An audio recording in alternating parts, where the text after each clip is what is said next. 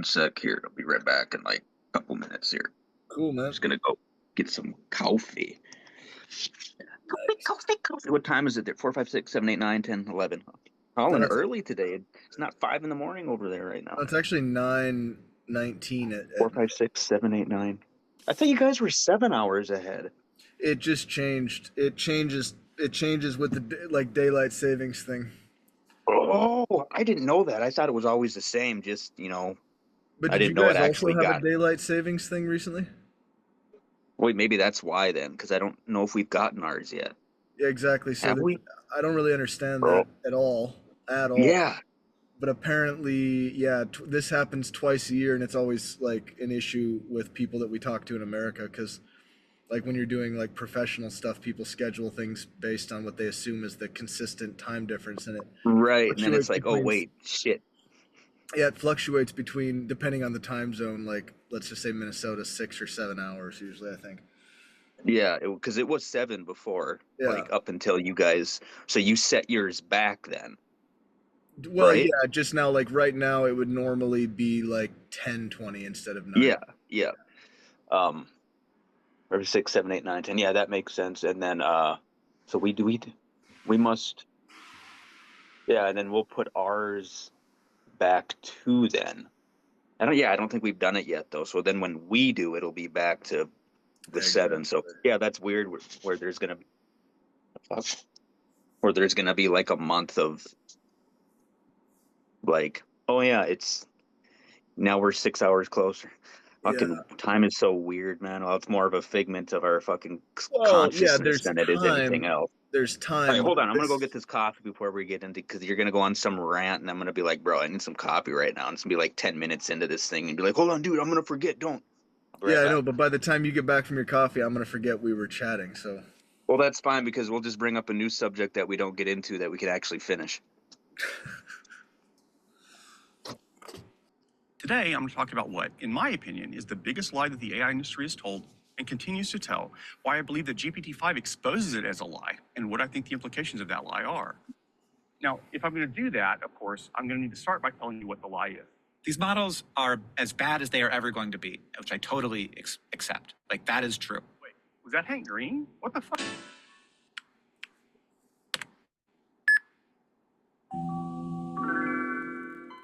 Welcome to the Internet of Bugs. My name is Carl. I've been a software professional for more than 35 years now, and I'm trying to do my part to make the internet a less buggy place. I used the Hank Green clip just now to show how pervasive the lie is and how often people hear it and repeat it and how reasonable it seems. I don't expect Hank Green to recognize that as a lie or call it out. In part of that video, he discusses the idea of staying in your lane on the internet, and debunking AI lies is not Hank Green's lane. It is, however, mine. And again, let me state for legal reasons that this video contains my opinion, and I'm going to explain to you why I hold that opinion. So let me reframe this argument with a quote from Sam Altman, who's the CEO of OpenAI. GPT-4 is the dumbest model any of you will ever have to use again by a lot. So that quote was from a Q&A session at Stanford University in April of 2024. There are a ton of other quotes I could have picked. The idea constantly comes up during AI commentary, and it virtually always goes unchallenged. Now, why do I consider that to be the biggest lie in AI?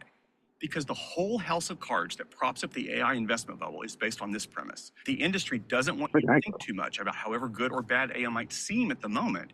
They want you to take on faith that it will only ever get better. And if they could actually pile improvement on top of improvement, it seems almost plausible that eventually the AI might displace enough workers to generate enough revenue to justify its current valuations. There are trillions of dollars of investment that are hanging on this idea. And it's the basis for so many other lies. The AI bubble. Replace all programmers. AI will displace 80% of When all is it popping? artificial superintelligence is going to happen Good soon to question. kill us all or whatever. If that foundation Maybe is it false, doesn't because it's AI AI. progress is not inevitable. Next It's year's not model like anything isn't else. I guaranteed mean, to be better than this year's. look at And there's no the reason to internet. When the internet came out, this guy's calling it the Internet of Bugs, right? What was it? They call it what? The Internet of Things, right? Because it's everything. But like, when did internet ever pop? Like, there was no bubble with that. Like, it just continued. The only thing you could refer to with that popping was maybe like the infrastructure behind it in terms of like connectivity and speed, right? But it doesn't seem like it went from being like this 56K modem and the technology behind it just continually increased. But then again, maybe that's something that doesn't really pop though. I don't know. Like maybe that's something that seems like it'll never really pop. It'll only just like advance because it's just connectivity and different ways to connect, and that's something that hasn't really popped like, you know what I mean? Like the internet's a different thing. I guess you can't really classify it into something like that. So can you do that with AI though? Is AI really ever going to pop, or is it just gonna slow down, or is it gonna continually speed up because it's AI? Like the internet never slowed down. Like nothing with that ever. Like it just continually improved connection base wise, and it just continued to add more features and more things you can do. You go from having like text chat, and then all of a sudden you're doing like video games over the internet, and then you're going from video games and you're doing, like voice chatting and within the games, and then you're doing like now you're streaming, and then you go from all these different things that just keep adding up on top of one another, and then you've got like cloud-based stuff. So now everything they're doing with technology and the internet is all cloud-based, and then you have cloud-based stuff that's also using AI. So AI is advancing the internet itself. So it's like, how is I don't see I don't people talk about it popping, but is the bubble ever going to actually pop, or is it just going to continuously improve like the internet itself has? Because the internet, Okay, all right. I got to stop you there because now you're recycling. You are. okay, Yeah. Okay. gotcha. So, right. Okay. I basically agree with you, but let's take it and unpack it a little bit. I hate to be. Sorry, that was a whole about- coffee load of rambling there. No, that was good. And actually, you made great points. And I don't think you were wrong. I just think like if we zoom in a little bit, then there's some extra detail that's kind of relevant, right? So the first thing is you're right. The internet bubble never popped, but the thing that did happen was the .com bubble. What is this now? I haven't No, heard of this. that's like a whole like. Oh, I have a screen share, right? All right, let me do this. Yeah, it's up right now. Here we go. The .com bubble in the United States. The .com bubble was a stock market bubble that ballooned during the late 1990s okay. and peaked in March March 2000. Okay. This Yeah. period of market growth coincided with the widespread adoption of the World Wide Web and the internet, resulting in a dispensation of available venture capital and the rapid growth of valuations in new .com startups. Blah blah blah. So okay, we don't have to get into the details of this. The only thing that I'm trying to say is Right. an internet bubble never happened, but there was a bunch of stuff that started to happen because everybody was trying to figure out what was the internet actually going to be. You know what I mean? Right. And then so basically Yeah. everybody like actually the way that I understand this, and like this is like the nutshell version, like the pop understanding here, is Mhm. basically you could think of it like this. Nobody knew what was going to happen. Nobody knew what was going to pop off, but everybody knew that the internet was going to be an irreversible, unbelievable, undeniable thing. So basically, Yeah. what ended up happening. Well, you know what? I take that. No, not everybody hold on, believes every that, though. company. You always have the naysayers where it's like, oh, this is blah blah Well, blah. no, Like of course, you can go back and look at those stupid, new news places, local news networks, and you're like, oh, is this a no, of course. But what I'm saying is that in general, the reason that we even had a .com bubble was because that the general Is my feeling, face? What is face showing up? the general feeling amongst like investors and the investment class, which are a lot of people in the know, politicians and all these connected people, right?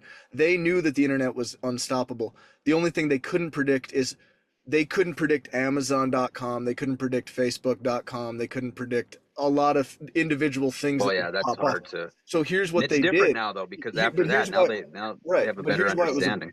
But here's why it was a bubble, because it was kind of like there was a period where you could say that almost anybody who came up with a website was getting investment.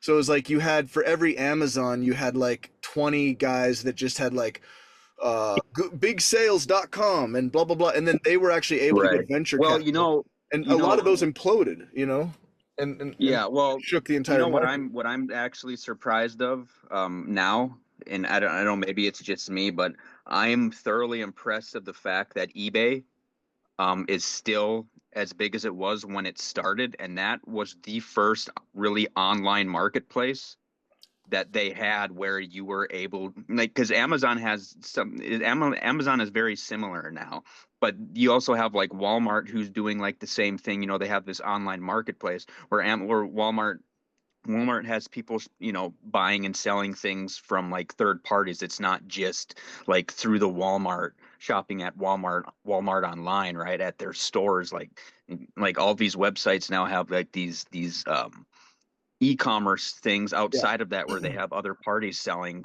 through Walmart or through whatever. And Amazon, like eBay was kind of in eBay, because I feel like that really was the first online marketplace where it was like people are buying and selling and auctioning things, and it still is the only one that's legit and you can trust. And I mean, yeah, they're gonna have your people, right? But that comes down to just having some common sense and being okay, this is probably a scam type of thing. But they're pretty good at getting rid of all that.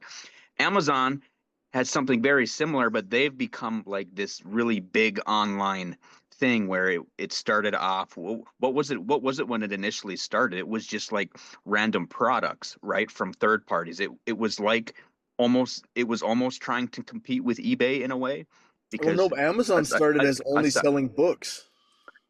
is that what it was? I don't even remember anymore. So Yeah, yeah, no, but it yeah. went from like this. Amazon was literally just selling books. That was how they Yeah, started, and and then it it went was, from like them doing all this stuff like and then obviously we know what's happened to it now. It's become this big thing, and they had all these third parties, and you have other people selling their products, like, and Walmart and Target and them have all taken that idea and adopted it onto their own into their own stuff too, like with how Amazon like sells. You can go on there and people have all these products, like Temu is one of those places, right? Or is it Temu? Or yeah, like where they sell all these products, and like they're super cheap on Temu, and Temu somehow is still around, but it's like some of the stuff on Temu actually, for as cheap as some of them are, like, you see people doing like the reviews and stuff, and it's like, oh yeah, this product is good, this product is bad, I wouldn't buy. But I mean, they do have some things where it's like, it's not like, you probably don't want to go on there and buy something that is like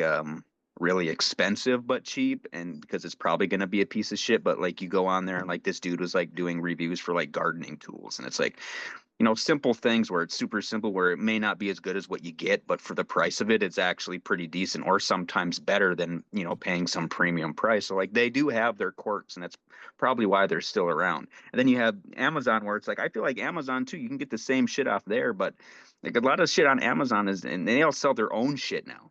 Now they have their own product up for everything, like Amazon branded stuff, and well, some yeah, of it's that's good and some of it's relatively bad. recent They development. didn't have that before, like you said, it was books, and then now it's just some big thing. I'm just still surprised that like that nobody's come up and like taken down eBay in terms of like online Well, auction okay, but so sites. let me. Okay, so That's crazy eBay's to me. But that really eBay's was the weird. first e-commerce thing where like blew up, where it was like, oh Yeah, yeah, yeah, eBay. no, You didn't it hear was, people talking about but but Amazon. but Totally different though. eBay is so far from what it was, though. I mean, like if you think about it, it was a bidding site. I mean, and Yeah, that's the thing is it's like it's nobody bids on anything anymore. I mean, I don't even know if they it's still different allow now. that. Like, but Yeah, I they mean can still have that no, feature. dude, people on that's like when people want to get things cheap in that way, like you can still get deals like on eBay because people will list things as auctions, right? And so like if they list them in a certain way where it's like they don't have what's the term for it? I don't remember anymore. Like you can list The them. reserve Yeah, price. the reserve price. Yeah, so a lot of people will list on there and they'll have a reserve price. Well, you bid up there and everybody bids on it. They don't hit a reserve price. It doesn't sell. The seller keeps it, right? A lot of times people will list things on there and they don't get a reserve price, and people are maybe just trying to get rid But of something. hold on, let's But go back to the big picture because it may just be because I'm out of the United States, but to me, oh, maybe. though, like, okay, well, yeah, and we don't have to get into all the details there, but I like, I I Sweden think has a I lot of think alternatives to eBay. well, I think maybe people don't use eBay maybe as much as they did, which I think is what you're thinking of, and maybe Well, no, especially in I'm Sweden. thinking in the cultural consciousness. Like, I don't know what their actual user base is. I mean, like, maybe they technically have more users or something. I don't really know, but like, eBay's nobody ever talks about eBay. It's not. well, It's the thing almost like about it's. eBay is that I the eBay associate it more user with my base. aunt. Like my aunt, is, like her generation are like now into eBay, but it seems like there's a little bit of a generational divide. And this is just, correct me if I'm wrong, but that's the way I'm perceiving it from here. Is like it seems like people that are like over a certain age still are Well, utilizing eBay, but I it's not really in the lexicon. it It's not where people I go mean, first, you know? it could be that, but I think it's more about eBay now has become a lot more about um like some sort of way to buy like collectibles Yeah, and yeah, antiques exactly, and things exactly. like that. Or So rare so items, like if I want to rare, get a right? PS2, And sometimes you can get which by them the way, I for was good looking at prices. PlayStation 2s today. But anyway, go Oh, on. funny you say that. I have one actually that I bought off of eBay. But Oh, I have a PS2 actually. Oh, it's funny you said that. dude, Yes, yes. dude, I already thought of that one. you should see, dude, I'm not proud. You should see all my collectibles. I have like PS2s. I got the GameCube, Super Nintendo, Dude, I NES, fucking fucking get it, man. all all kinds of shit. But And like okay, I okay, got now games. changing subject, Yep. why did you like for me, I've Hmm. never been as much of a gamer as you are, but it's always been part of my life in its own way. Like, I was playing like the Yeah, old I know what you mean. Doom You've and the done it Duke here and there, and you Nukem. enjoy it. You know, you're much more casual, right? I'm pretty casual nowadays too, to be honest. But you were always more like the type where like you didn't necessarily game, but like you liked gaming, and if you found one that like you really liked, whether it was because of the story or it was just like like the wrestling games that you would something that you're into, right? It's like, oh Yeah. yeah, you play it because you had a camaraderie or some interest in it, right? So it's not like you're out there playing like I'm gonna play this, I'm gonna play that. It's like, oh yeah, Right, this right. might be really cool. I like this. I'm gonna play it, and Well, you and play it's it, and then also you end up, always been something that intersperses in my life where it's like yeah, I go through a phase of gaming and then I don't do it yep, for maybe years, and then yep. So but what was gonna be your question? well, no, but what so it's like like in preface to the question, like for me, because I am a casual gamer and I also like the way that I operate as like a musician and as an artist, like I'm always Hmm. going back to old projects and like I never Right, think a project is actually dead. It's always like right. it's just not finished yet, or like Hmm. but I'll go back to something from like I'll open up a project from 2014 when like I Right. was much worse as a producer, and I'll be like, you know what, even though I wouldn't sing it this way, I'm still gonna keep my vocals the way they are because it's in honor of the person that I was when I sang it. But now I'm Hmm. gonna update the production. And then as far as anybody else is concerned, it's a brand new song, but it's really not. Hmm. So I have this kind of sense of like that the past is still just as important as the present. And I think where I come from on this is in the last couple of years, like I bought like last year I bought like one of those handheld like early Nintendo emulators. So you're like playing Mario, Oh yeah, yeah, yeah. Super Mario 3 or whatever, like the classic one where he's got the raccoon tail and he can fly and stuff. Yep. That was a big part of my childhood for a Hmm. while, in one of these phases. And Hmm. I was playing that, I was like, my God, dude, it reminds you that like we've gotten so far. I mean, I'm sure a lot of people feel this way, but we've gotten so far from like what a game actually is supposed to be. It's not about how realistic it is or how high definition Right. it is or how much like FPS and all this bullshit. It's like I Hmm. can still play Super Mario 3 and I will get sucked Hmm. into it and enjoy it as if it was Yeah. a game created today. Games are Yeah. art. Yeah. Like games are timeless art. And that's kind of where I'm Yeah. coming from is I'm like, you know what? I have a lot of nostalgia and actually the games that they made, like sometimes when you have like the strict limits that they had in the PS2 Yeah. era or even Well, I'll tell you PS1 what. era. For as much But as hold you on, don't the game, strict limits actually created like in some ways people were more efficient because they had to be within yes, the confines. exactly. And now it's Well, like there's yeah. a lot of games that look good, but they're horrible and they suck, Yeah. or they're Yeah. inefficient. Like I've seen a bunch of people saying like PS4 generation is still technically going because a lot of the Hmm. games now that developers are doing, when you compare them side by side, they don't look that much better than 10 years ago, but Right. they use way more processing, and it's like basically they haven't been Yeah. forced to be efficient because you know what I'm saying? It's like and actually I Yeah. saw this interview with It, this guy saying like I'm just gonna shut up in a second, but this guy at one of the head of the big gaming companies, studios, was like, and I can look this up, I can show you, and I was so shocked because some YouTuber did a whole thing about this recently. They literally, hmm. this guy used the term, he was like, we don't have the technology to make a game like that anymore. In other words, games from just like 15 or 20 years ago that were like cutting edge for the platforms that they were on, the developers and stuff, like a lot of the teams and things have aged out. And this guy was literally saying like, we don't have the technology to do that game like that anymore. Like we couldn't do it because it was one of these things where people were like demanding like, hey, we want to have it that way again because it was like whatever, it was optimized, it was da da da da. And he was basically saying like, we don't have it. So in other words, there's a fragility also to these things, which is like you think that it's always going to be, which I think goes into what the AI guy was talking about. You assume it's always going to be an improvement and better, but it's like the pyramids, like, okay, you can say a skyscraper is more technologically advanced than a pyramid, but we have no idea how to build a fucking pyramid anymore.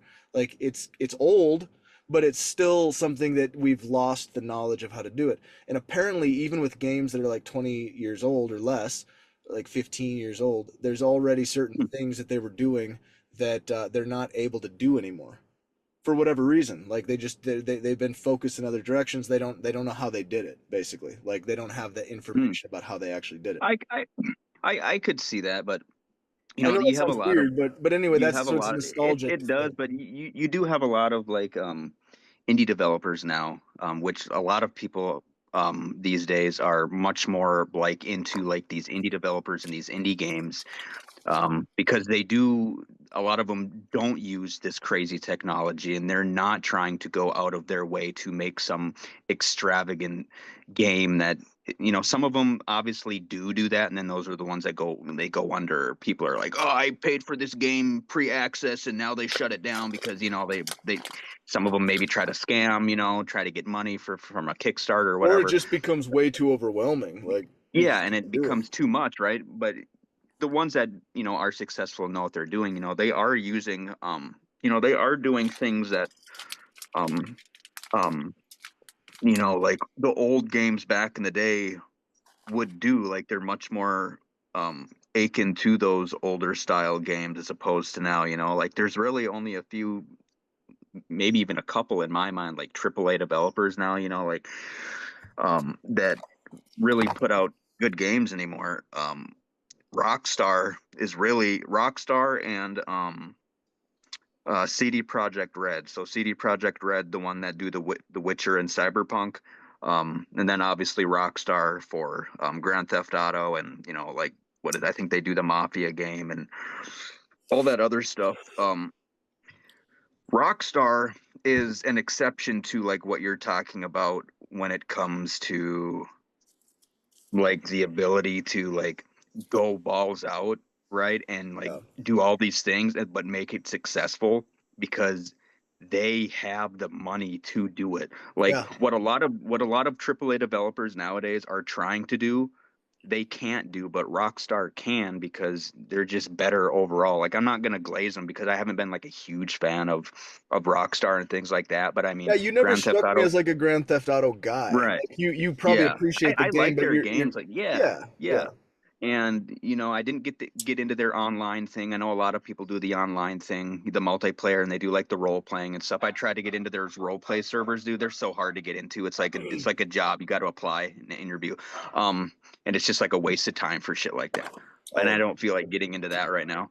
No. But it was like yeah, like so their most recent game that they're coming out with, right? It's supposed to come out next year, their Grand Theft Auto 6 or whatever. Yeah, it was I supposed to mean, come out this year. yeah, it's literally known that they have spent $2 billion to make that game. There are a lot of AAA companies that can't spend that kind of money Oh, to make a game, nobody can spend that kind of money except for them. and Because so nobody that's would. why, Nobody would, and but that's they why I know say that it's a guaranteed yeah, success. they're an exception because they can do that. You know, I mean, say Grand Theft Auto 6 comes out and it's totally terrible and it flops, and they spent 2 billion to make it. I guarantee you, as soon as you're ready to like pre-order that game and have it come out, they're already gonna be making money for pre-release, or like they're gonna be beyond their 2 billion. They're gonna already have made it back. That's gonna be like the best-selling, biggest game ever made of all time. I'm having like I have high hopes for the game. Like I think it is going to be pretty damn good.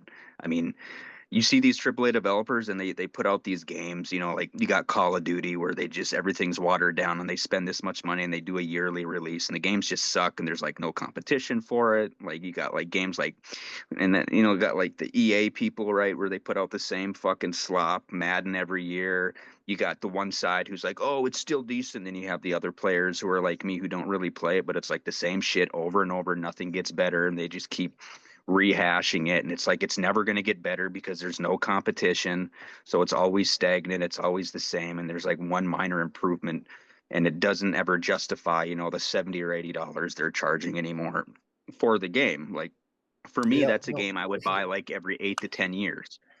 You Yeah. know, I'm like hoping it's better than the ones 10 years ago. But then, of course, sometimes some of them aren't. Like, okay, they release Madden 20 and then Madden 24 comes out and it's still worse than what Madden 20 was, right? They have like these these times where like they hit a certain threshold where it's like, okay, because like they have the EA license, right? Or they have the NFL license, so they have to buy this NFL license, and in order to keep this license they need to make a certain amount of money to make the stockholders happy and the shares. Like gaming now has become more about like, okay, what do our stockholders need to make money? It's not about like Okay. art anymore like it used to be. It's not, it's all about Well, it's money. like big What record can we do? labels. It's the equivalent. It's the same thing, Yeah, right? it's It's like become what can we do to squeeze the most money out of a game, make it decent enough so people will keep playing it and keep like our general audience base and not have to worry about, because they don't need to bring in any more people. They already have a base of players that will always buy it regardless, as long as there's a simple improvement or something they see that changes. right. And then even then you'll get the people where they'll be like, oh, this game isn't that great, but this did change. And then people will be like, oh, that change wasn't in the last one, but I it's really nice that it's in this one. So they go out and buy it because they made that change. Yeah. And it's like I mean, certain it's different. interesting though because that's the trajectory of every industry really. It's like I mean, there's people that I mean, It is, you know. Ford was started how long ago, and people continue to buy the new pickup trucks, even though you know, Hmm. like it's the same thing. It's like when everybody talks about like, oh, if you buy a pickup truck pre 2000, like Right. 1998, 1999, it's a pickup truck that's actually meant to do what a pickup truck does. And now it's like glorified SUVs that have a pickup bed that nobody ever uses. You know what I mean? It's like a luxury Right. symbol, it's a status symbol, it's a whatever.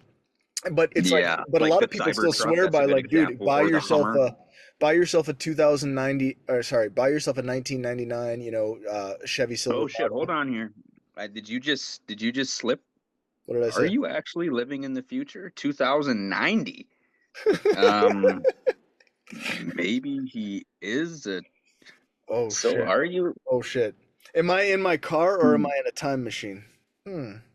Question. That's that's the least of my Dude, what worries if I right would, now. You what if, can have okay, it. thought experiment. Okay, scenario. Okay. Okay. I'm I'm zooming you. That's the, like because we're not seeing each other, so you don't really know. Like you could be getting a feed from anywhere, right? I'm literally. Are you? So, Hold on. Are you seeing what? my video face right now, or is? Yeah, I am. I can see you. Oh, okay. I didn't know because like on my screen, because you have the screen sharing pulled up, Yeah, for yeah. some I know. reason I it's know. showing you twice. So I was just making sure my stuff was on. Okay. Anyways, continue on. Yeah. But thought Why experiment. do I see you twice, bro?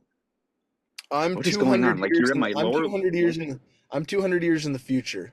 Okay. Let's say that I got contacted by a person with a time machine, and in let's say 5 years ago. So actually, I'm the Cole from 2020 Okay. brought to the year 90. 2200 Oh wait. and or Oh shit. 2090 Oh because I was wait. looking, Flip up you again know. because we were talking about 2090 and all of a sudden it's 2200. Okay. Well, I'm just saying. So let's say I'm in the year 2201, and Oh, now it's and then I'm like, you know 2201. what? Wait, so are you saying that I can actually zoom the past? And I can act, and then it's like, well, yes, you can, but technically you'll be creating an alternate branching universe. But yes, if you wanted to, hypothetically, yes, you could. And then I plug into the shit, and it's like, whoa, and here we are. Wait, so you're plugged into something that is altering time.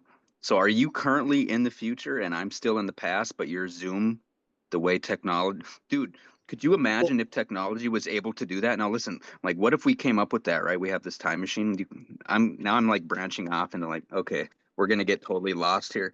So like say you're actually in the future right now. And then you said, "Oh, can I zoom to the past?" So all of a sudden you're zooming to the past, but I'm in the present.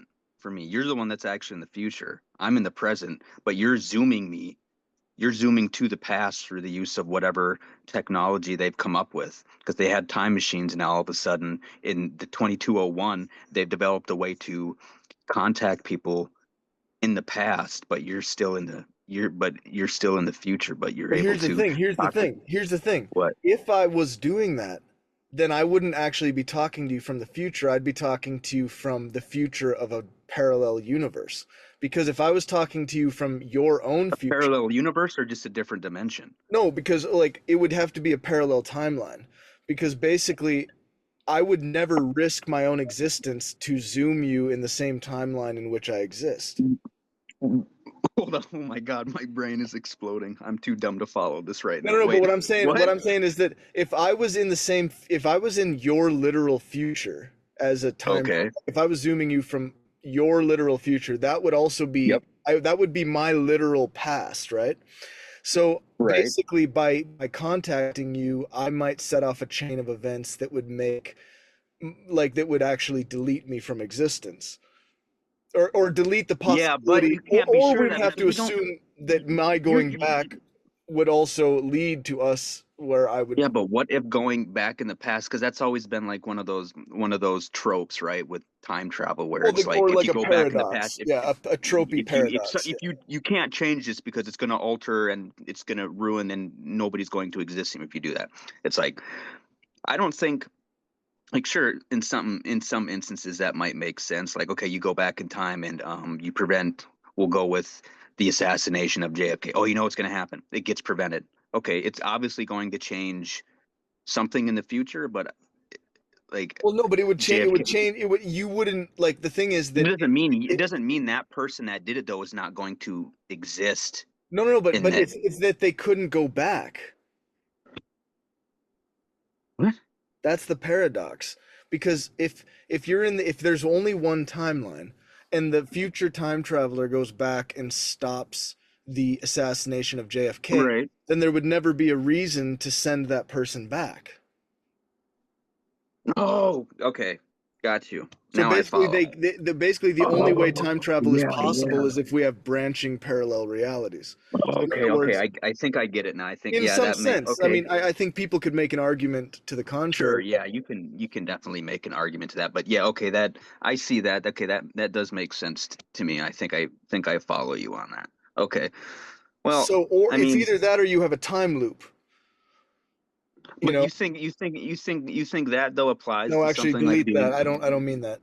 I'm not thinking that but through. you think something like that applies though to doing a Zoom, I think it honestly? does because everything that happens like after this Zoom, like if I really was influencing your life from the future, Mm-hmm. then I wouldn't be able to predict what actions you might take that would make my future. But you could plant the seed without. So what happens when you plant a seed and you are in the future and you unintentionally, like you plant the seed and you unintentionally tell me something, right? Like you're doing it intentionally, but the we'll say like the timeline doesn't know it, right? Because you're not there and you're like, Clinton, you got to do this because this is going to happen.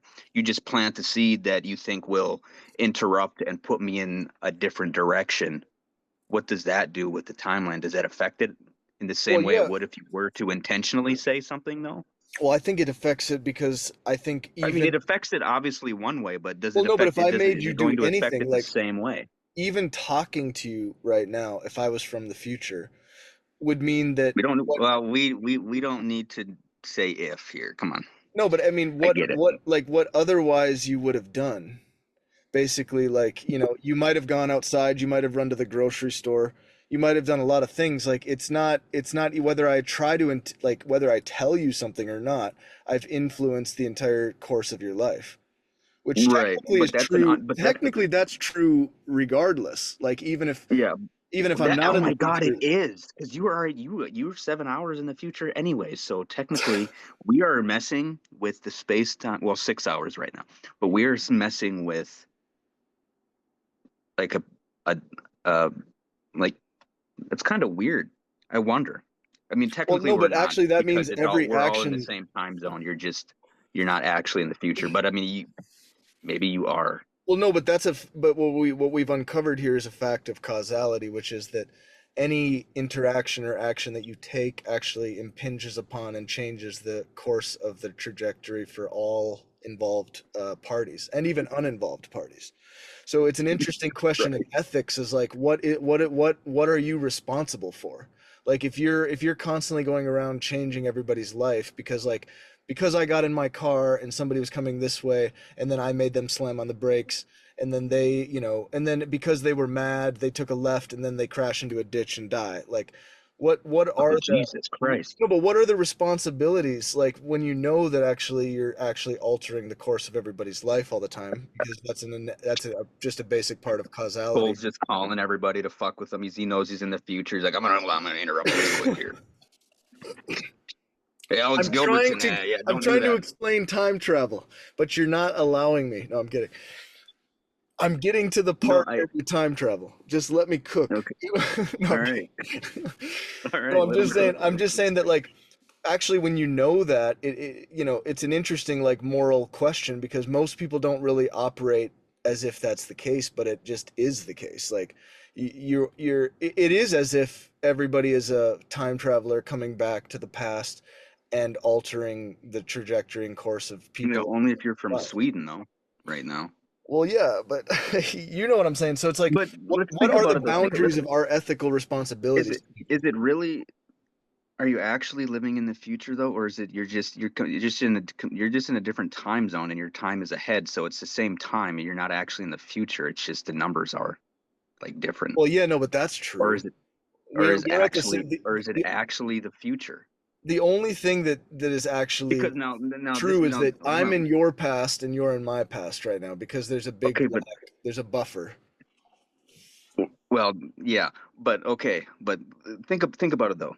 It, yeah, it's interesting. So I'll use this as an example because all right, so because maybe technically it is the future, but it's not. But maybe it is. Like when a game comes out and a game releases, like people in certain areas have access to it before everybody else because the release time, the time, not the date, the release time is actually sooner for them. Yeah, exactly. I'm sitting here waiting.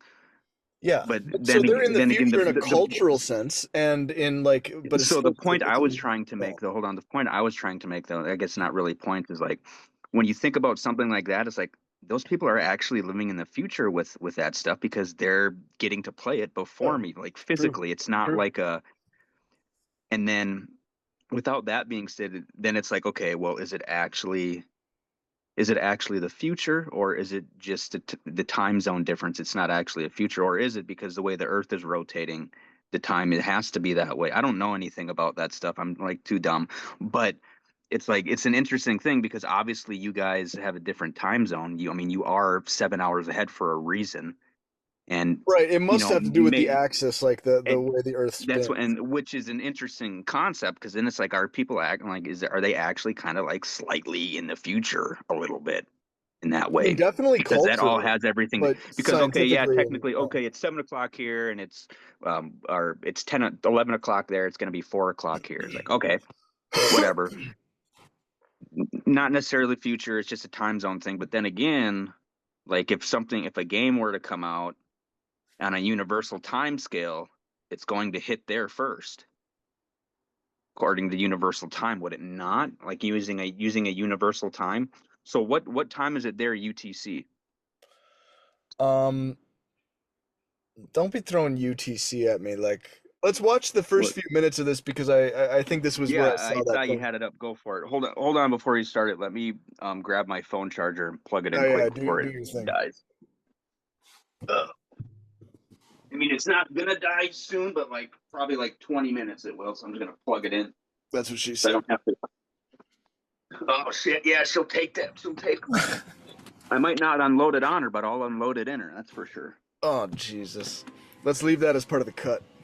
No, No, that can be in there. I think that's funny because it doesn't apply to anything we just talked about. It's just like totally ADHD. Now I know your limits because every time that I suggest to cut something, you're always like, "No, you got to leave it in. It's the funniest part." And it's usually stuff that I think is like, gonna be Well, problems. yeah, But you no, but got to your leave thing, like I some of the realize your fun, funny limit is things in. anything that makes you feel like you were I'm a an idiot. dumbass. That's your Yes. that's your Yeah, thing that you that's want my to cut. limit. Like things like what I just said, like you though, you're on more of like this professional thing where it's like, we probably shouldn't leave that in there and talk about that because you're like you don't want to get like shadow banned or whatever, like demonetized for I something mean, or oh, I mean, it I wouldn't don't know how benefit that works, but it you know what wouldn't I mean. benefit either of us if Why our isn't this flipping? it would not benefit either of us if our conversations were shadow banned. But it's not really so much that, but I sort of think about like, I mean, I do get a little bit edgy sometimes in like the stuff that I'll like randomly. Sometimes you do actually. It's like I know I sometimes do have some of my the things things you where I say, take I'm a like, stand. oh shit, Cole's saying this right now. What the hell's going on? And then like, Yeah, but and at the same time, you're more like I'll say this random shit or whatever, but I think I try to be a little more conscious about it. So I try not to say certain things. I'm like, oh yeah, this is a thing, even though you can cut it anyways. But it's like, sometimes I try to like consciously think about the fact that okay, this is Cole's like thing, so I better not say anything too well, crazy and sometimes. And then actually, I other think times I'm just like, well, I don't really give a fuck, so fuck them, and then you can cut it. dude, I think in general, you've actually struck most of the stuff that I've cut from stuff has been shit I said. Honestly, it's not. It's not like because actually I don't think, and it's not because I'm thinking like, oh, Clinton doesn't care, so I'm gonna leave in his crazy stuff. It's more like a lot of the stuff that Stop. you You doing? say is not. It's actually not that controversial. Like you haven't really said anything that was kind of too much. Yes, yes. So I think you've actually struck a good balance. Is all I'm trying to say. I think whatever balance you got Fair, going on fair. has been, But anyway, let's check out the beginning of this bad boy. Okay. Ah. I don't So think what? you understand.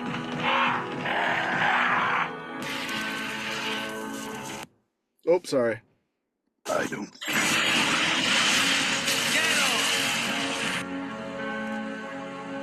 Ben? The problem is we don't have the technology to do that anymore. We used to, but we destroyed that technology, and it's a painful process to build it back again. Okay, pause. Bro. No, pause.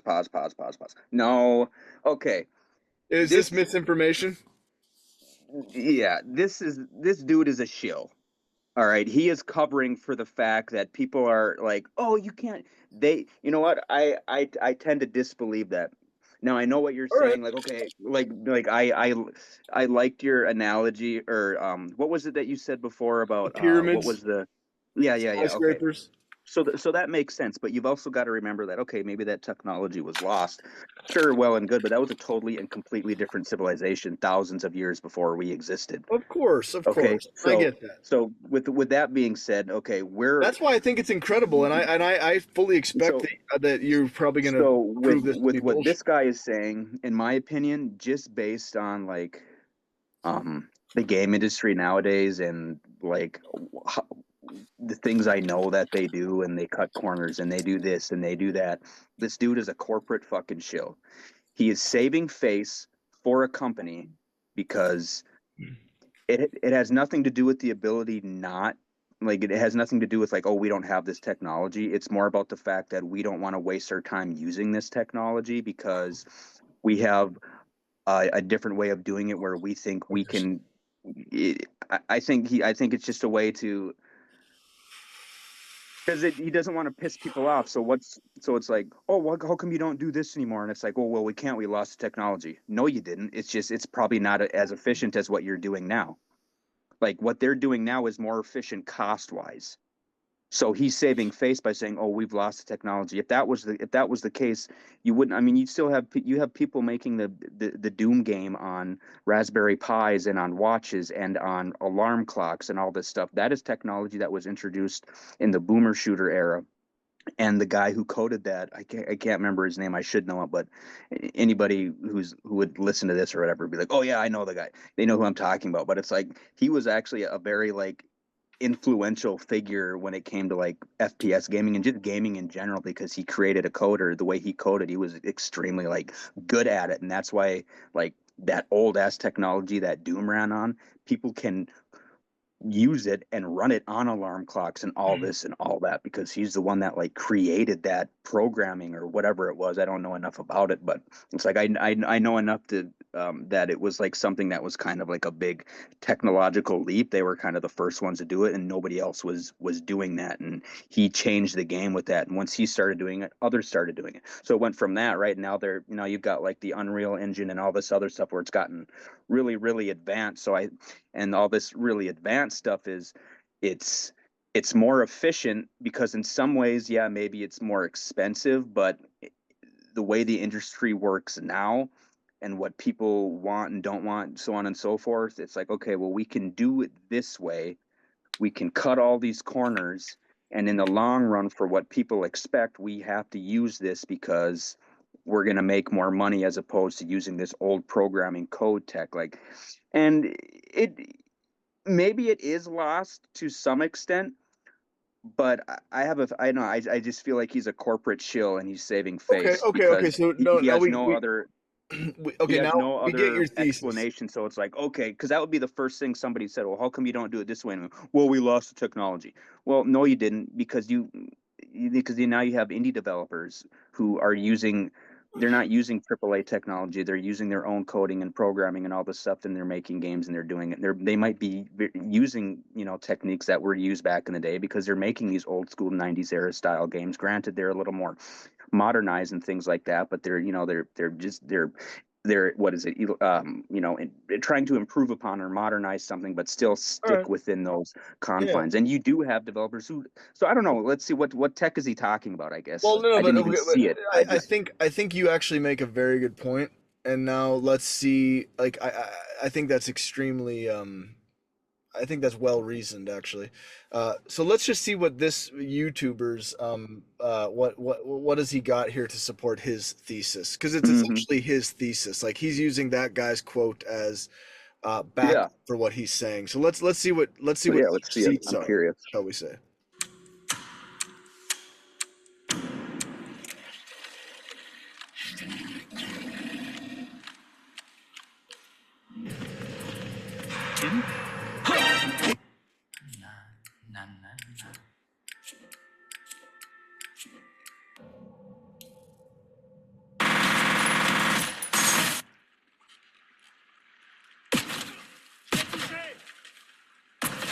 Varsity won't go all night. Get to that bell tower.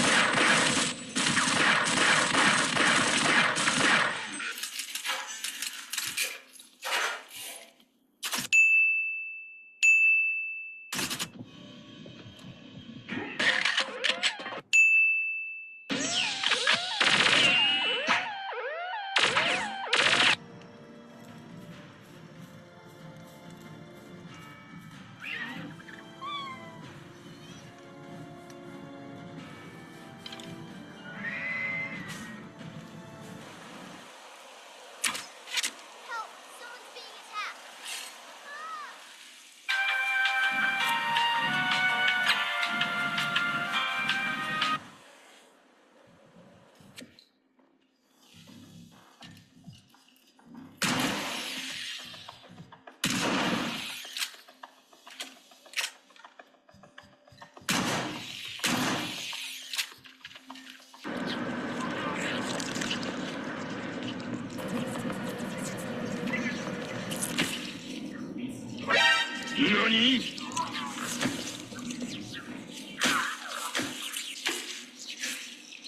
Wait long.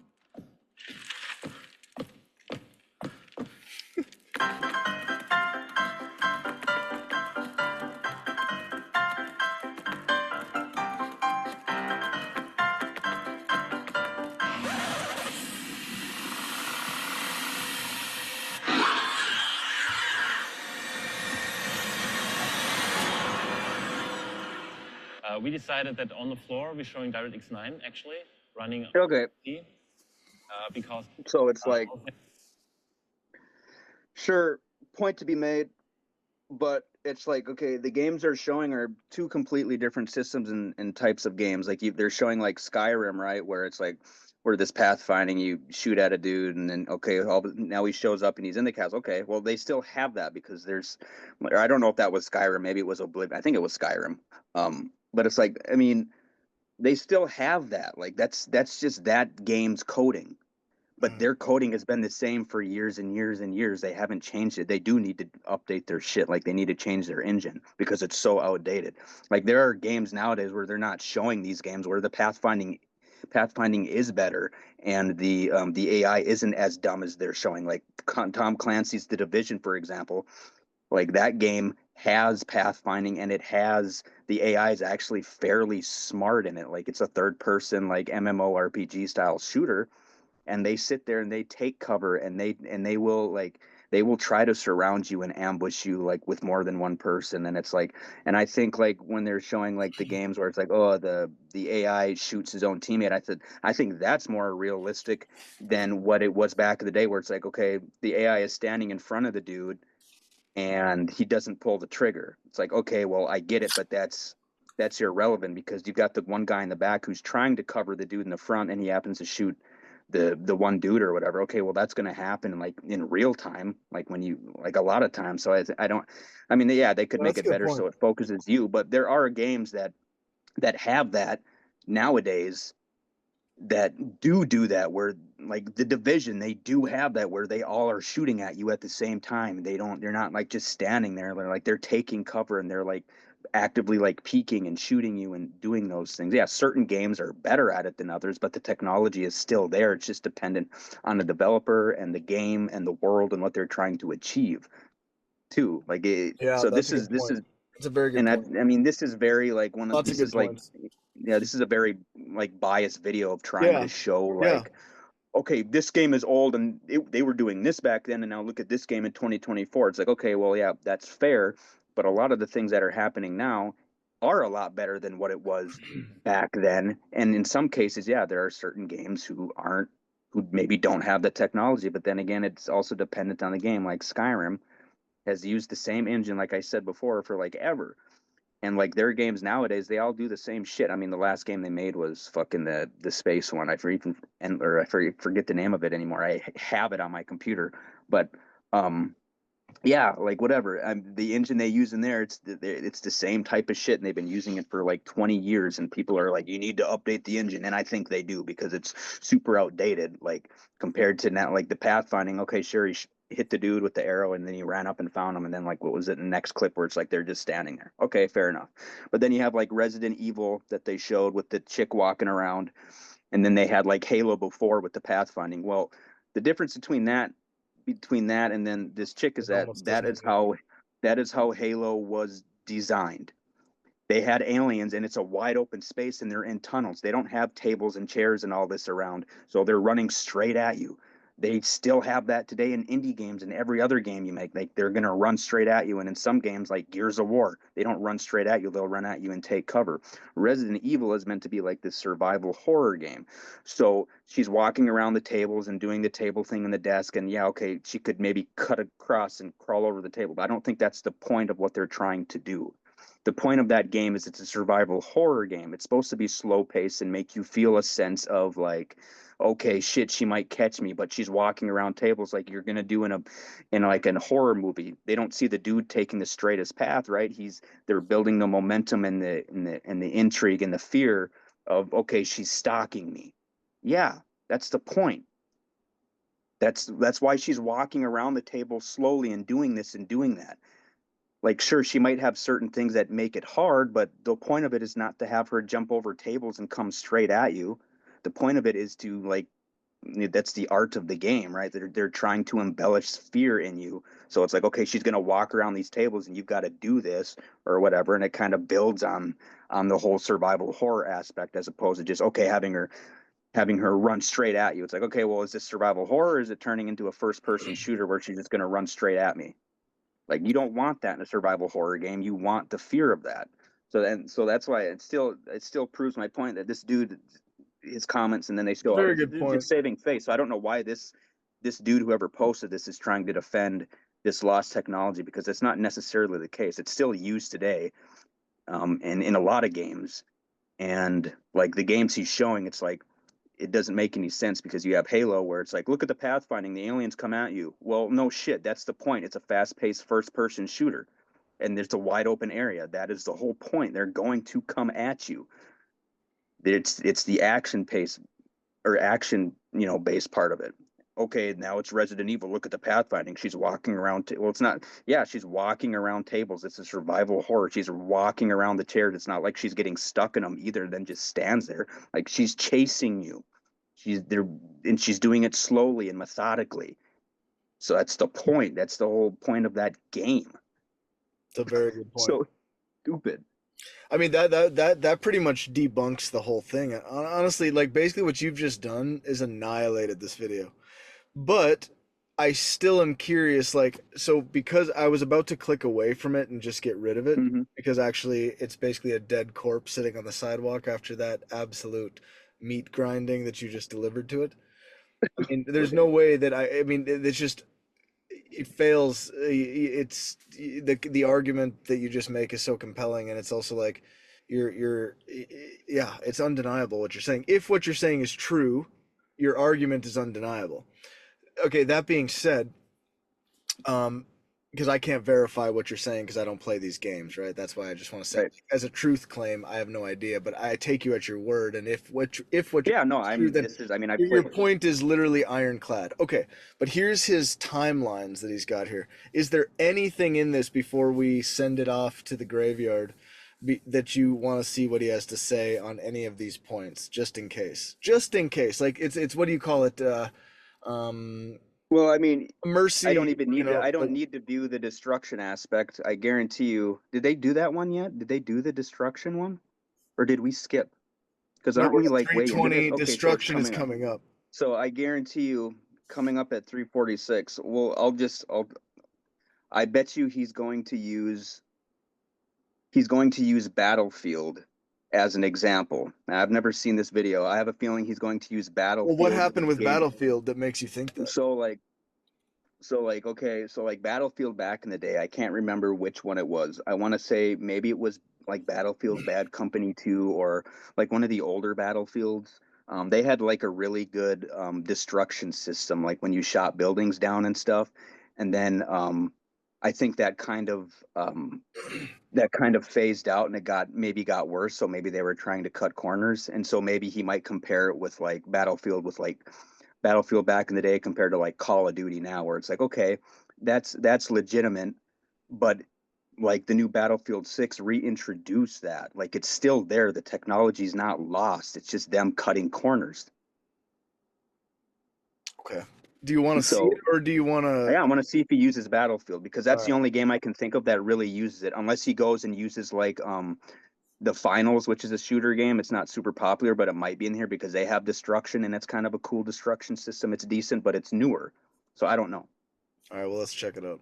Fans are always worried, do I have to buy? And he might use some random game. I have no idea. The message we want to give people is no. Those are just the ones that pop into my head for destruction anyway. Runs on XP. You don't have to upgrade to play Crysis. Why did you not optimize this game for PC? Say something clever. We did. It's running great. It is a next-gen PC game. We really do push the technology, so you may need to upgrade your PC for this game.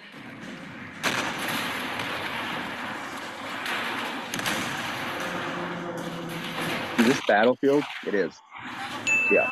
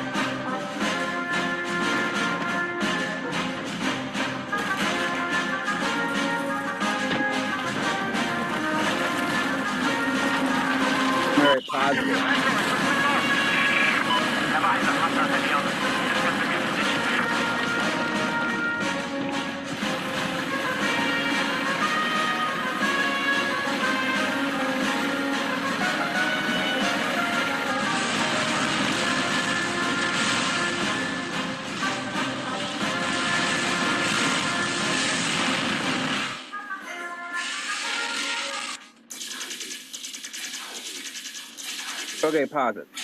A few moments later. Okay.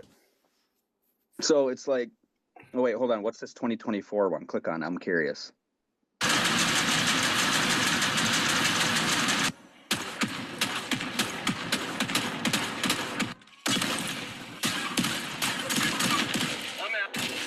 out.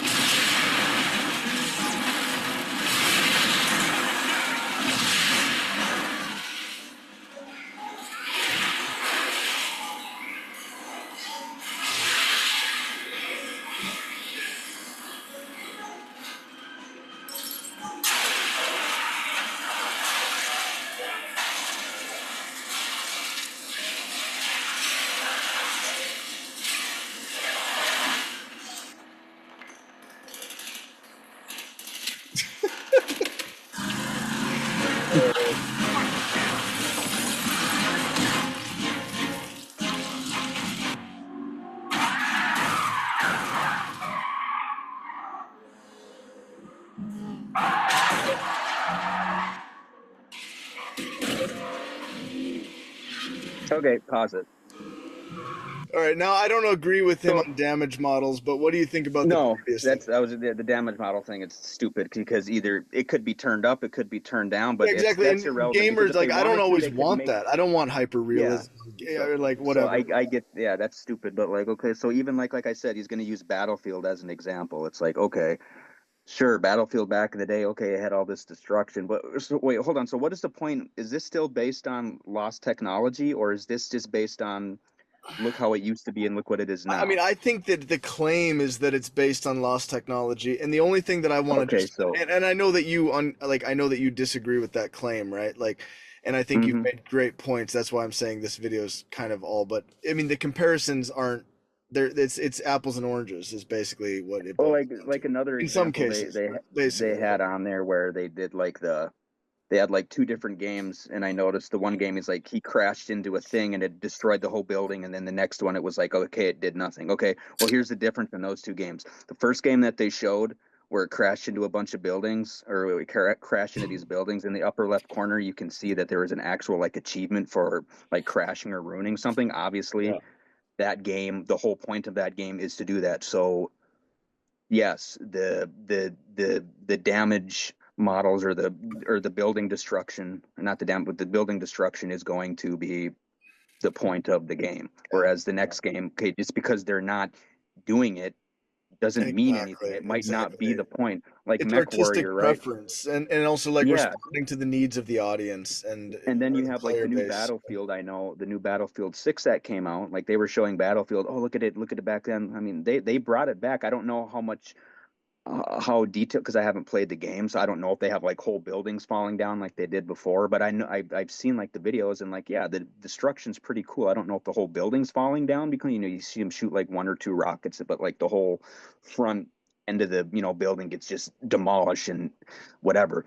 But nowadays maybe they probably could have made the whole building fall down. Maybe they just didn't want to. Maybe it's a little too much. Let's just have it. They shoot a rocket and the fucking building gets completely wiped out, and that's all well and good. Maybe it doesn't need to fall down. Maybe they do fall down. I don't know. I haven't played it. Yeah, dude. But again, it's like it's you're an just artistic pissing on the grave of this thing already. it's an artistic direction a lot of times. It has nothing to do with the technology.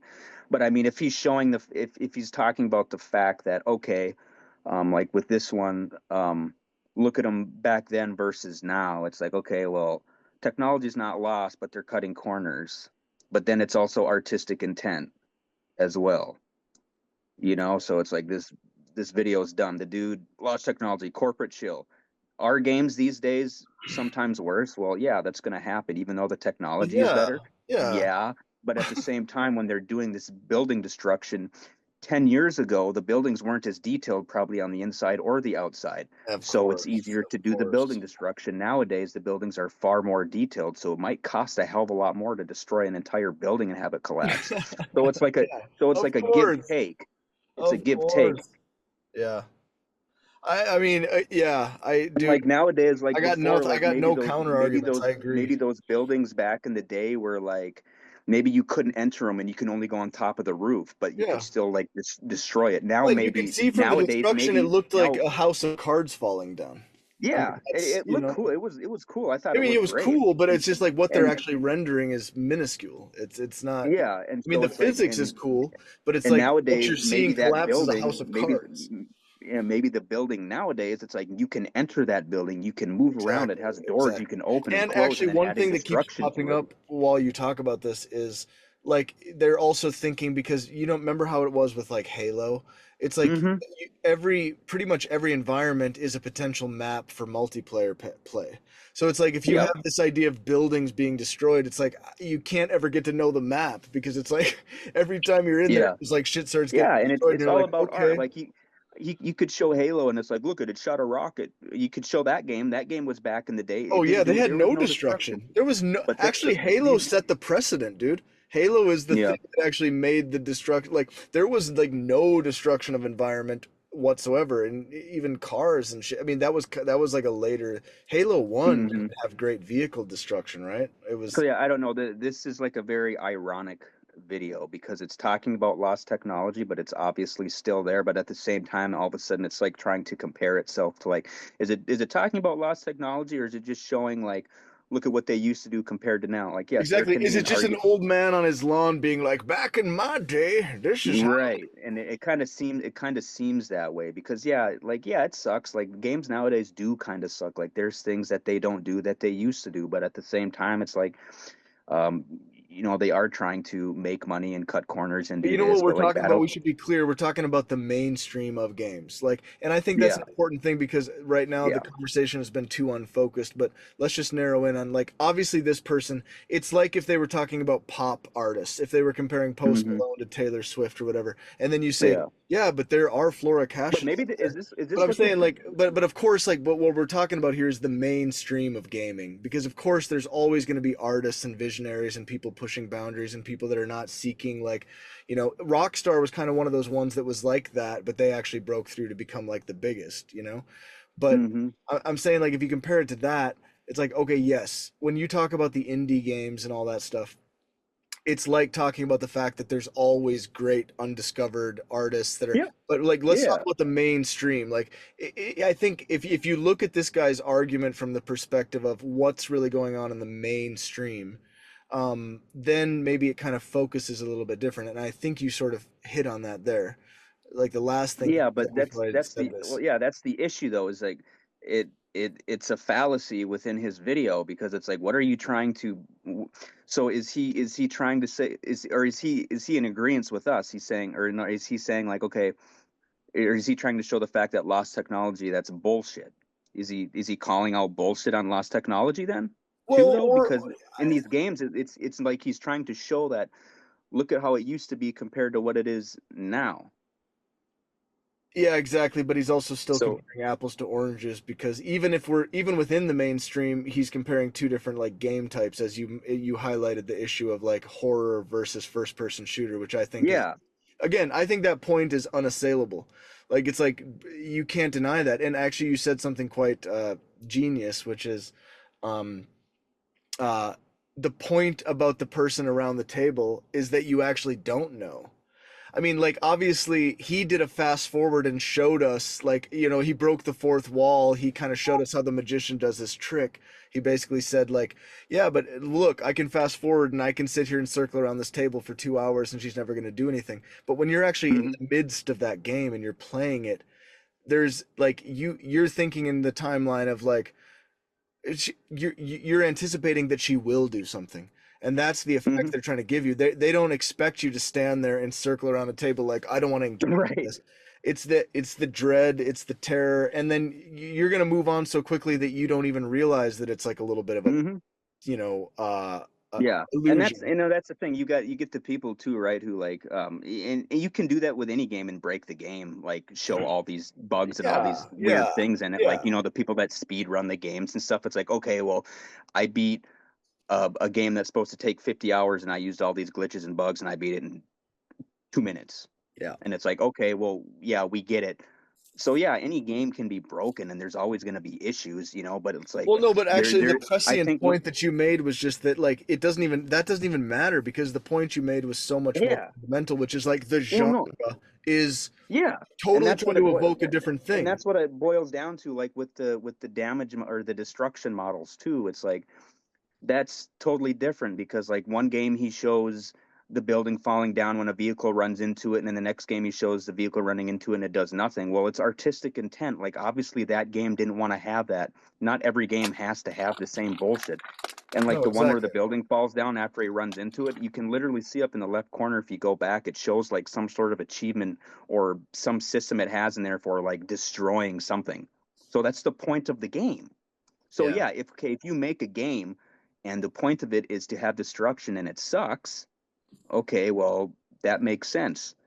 Yeah. But the destruction wasn't that bad, and then he shows a game where it's like you run into the thing and it's like runs into a wall. Well, obviously that game was not meant to have destruction.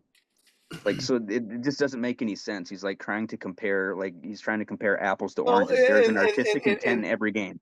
and this is why, like, so the way that I would synthesize this, like, just right now before we get into any more granular stuff, is I would say that you can almost basically zoom out and ignore what he titled it.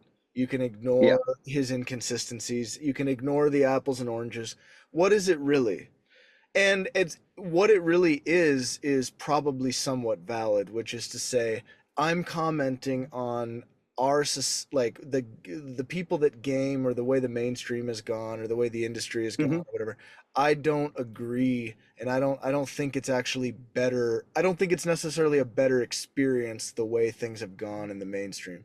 Yeah. Kind of like commenting on like the state of the film industry right now or the state of the music industry. Like even if there's always a million reasons for why things are, but you can still stand back and say like, hey man, I'm not just being nostalgic. I like this other era better. I think there are things Yeah. about it that are just better. Like people like 1950s music, and it's not because like it's not like we advanced and evolved. Like obviously technology did evolve, but whether or not you enjoy a song has nothing to do with the technology that made it. Like Yeah. you But I listen to think something the that's issue with a lot of these people are like these ones who do start to do this, like they're just living in the past. Like yes, can I agree with him in terms of like gaming nowadays kind of sucks. Yeah, it kind of does, but at the same time, well, yeah, but that's why comic but critiques are useful because at actually the maybe the next zeitgeist is going to be more yeah, but similar to the I previous, was but just gonna, still taking the at wings the of same today. time, if you go back, most gamers they forget like how much more advanced games really have become with everything, how much more immersive they are. Like yeah, you can go back and play, like you're gonna have the people who really enjoy like these 80s and 90s arcade games, but that's like it's like a subculture, that's like a cult culture where they love those No, games but and they're that's what going to I'm go saying. back and I they're think going if to you boil enjoy it them down, more. I know, but I think if you boil it down, he's actually in a sense because he's breaking it across so many different types of games, and it's I think it's more of just a general commentary on the mainstream.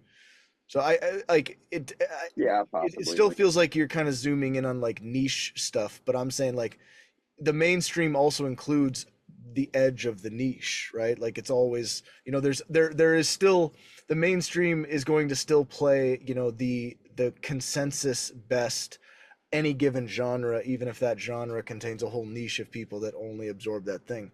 And to me, I'm just saying that it feels like this video is a commentary on the main like vein, and maybe there is a point to be made there. You know what I mean? Like in other words, like it could still be valid criticism in the sense that maybe developers, if they see this sentiment, because look, he's got 50,000 thumbs up, 1.8 thousand thumbs down. I can see the thumbs down counter. He has a huge like to dislike ratio, which when you think about how nerdy the gaming community is, you would imagine that there would be a lot of naysayers if overall people weren't resonating with the sentiment.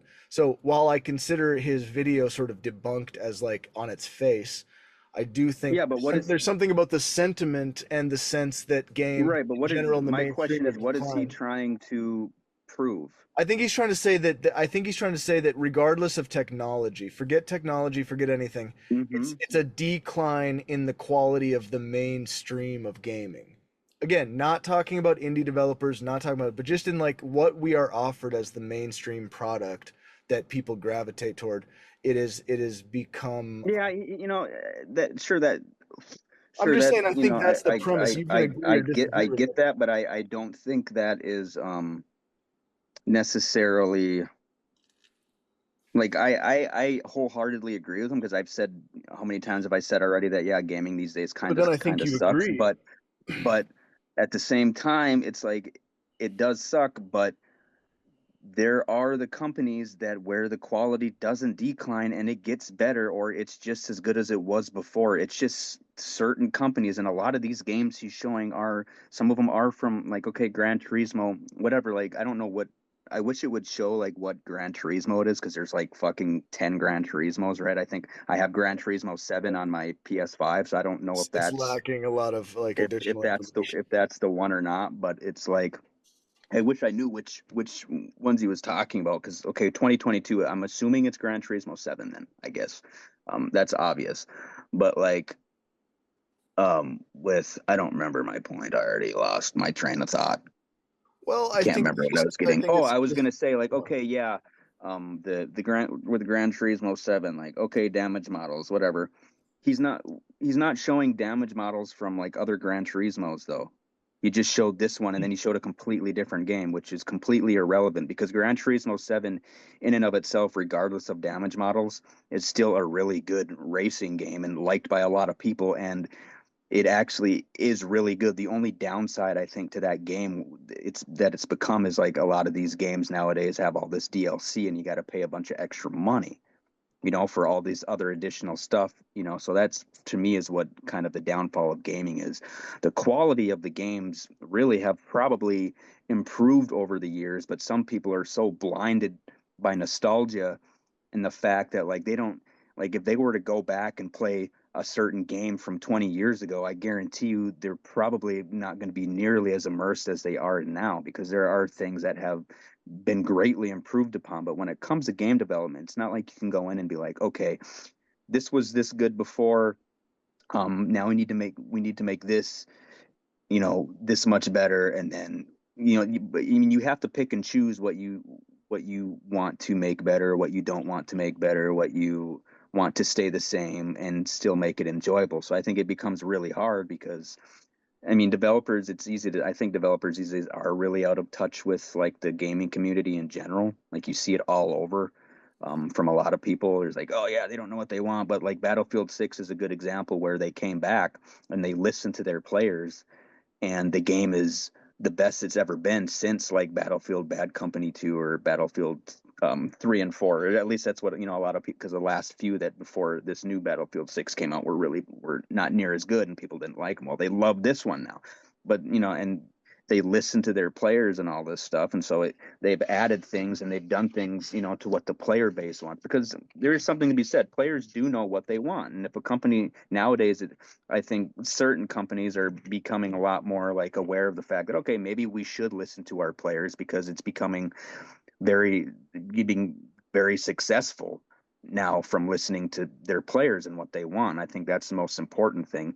So I think if companies start to do that, I think they'll be in a lot better place, because it seems like a lot of like with the indie developers and all this other stuff, like they're a lot better at listening to their players and like they have their vision and they want to do their vision, the developer does, right? But at the same time, some of these companies or some of these developers are really good at listening to the player base. So, they want to apply the vision they have with what the players want, and they're the ones that are successful are really good at bringing both of those things together and giving it what everybody kind of wants. And then you got others, right, who are really good at catering to one part of some audience they have to another part. I don't know. I'm rambling on. I don't even know if I have a point anymore. Dude, you just became Professor Clinton. You should just like cut Professor that entire Clinton. rant out, because I have no idea what I'm even on about anymore, because I went from damage models and destruction to indie developers and what players want. So I guess maybe it somehow ties together. But yeah, it's I mean, so like, okay, your point. I like your point. If you're looking at this video from a perspective of he's just showing, okay, what it is now compared to then, and it hasn't gotten much better. Sure, that you can well, make no. I'm not you saying can that. make an, I'm not saying that he's saying it hasn't gotten much better. That's actually taking the claim too far. What I think that the real sentiment that I take from this, me personally, I guess, then, is it's a commentary on your experience, this guy or this person's experience of the mainstream of games in a certain period of time versus the mainstream of games now, and his yeah, but he's experience, also you he's know. also like having this small-minded approach to this and not looking at the bigger Well, picture and not well, taking I in think he's consideration. trying. I Like mean, the thing, the I'm issue I giving the have, devil his due here. yeah, I think he's trying to have a big, the yeah, issue I have with the video though is the fact that like he's trying to prove this point, but he's using artistic visions and all these different things exactly, from games that exactly, don't make any sense when you're exactly. talking about it. Yeah, for Like, sure. No, and you're right. it's You're right. so it's You're right. so it his argument that argument for me is like, okay, you're trying to show this. Like, I don't think it's necessarily about the lost technology. It's more about like Yeah, then versus now. And it's like, okay, exactly. well, you can do that, but you're taking games that have certain intents and comparing them to games with other intents, so it doesn't make any Exactly. sense. If you're gonna do it right, you need to Same take like criteria. the game The Witcher, the first Witcher, and then compare it to The Witcher 3. And when you compare those, has the technology gotten worse? No, it's immensely better. Everything about that game has improved immensely. It's crazy good compared to the first one. Insanely. It's not even a comparison. It's night and day. Grand Theft Auto 3 or 4 or 5 compared to Grand Theft Auto 6 now. Have those games gotten incrementally better? Yes, by a, by a landslide. Yeah, those You are so know it much better. says a lot when Grand Theft And Auto doesn't even make the list. You know what I mean? Like it's not even in the yeah, like they can't do a before or an after because it he totally is like the problem I have with it, he's doing before and afters in games where it's two totally different games. You can't do that. Like Gran Turismo, he shows some random, okay, take Gran Turismo 3 or 4 or 5 or whatever, and then compared to Gran Turismo 7, have things gotten better? Yeah, I doubt anything's gotten worse. Only the graphics have improved. Things have become better. yep. Like certain okay, so that's okay. But if you're gonna take a fucking random game from a completely different developer and compare it to Gran Turismo damage models, like, okay, well, there's different intents. Like, are you gonna take this and then show it to like compare it to fucking like a game who's like Destruction Derby based and show the graphic model? Because there are games from like back in 2010 or 2015 that have crazy good damage models, but that's the whole intent because it's like a destruction based game. Are you going to compare it with this? That's not the intent of Gran Turismo as a racing fucking simulator, bro. Yeah. If you're going to do this, you need to take games that are the same from like Grand Theft Auto 3 to Grand Theft Auto 6, Gran Turismo 3 to Gran Turismo 7, Halo 1 to Halo 3. You can't go Halo 1 and then show fucking Skyrim. It doesn't make any sense because it's totally different. Or you can't go like Halo 1 and show fucking yeah, he went from Halo 1 to showing Resident Evil. Bro, That's even crazier. So the issue I have with all these people and their 50K likes about this video is they're like these narrow-minded sheeple where it's like, oh my God, yeah. It's like, guys, are you thinking about the bigger picture here? No. You're looking at games with different intents and from completely different developers. Like, if you're gonna make a point, do it right and not and don't try and get these retards on here. So all 50,000 of these people, I'm calling them all out right now. You're all a bunch of retards. Like, it doesn't make any sense. You're You're comparing saying apples that to with all oranges. due respect, of course. No, I'm not. You're not comparing what should be compared. You're not comparing Halo 1 to Halo 3. You're not comparing Battlefield to Battlefield. You're not like, you've got to take it. You can't. You have to take the same game and show it, because there are other games with different intents and different things.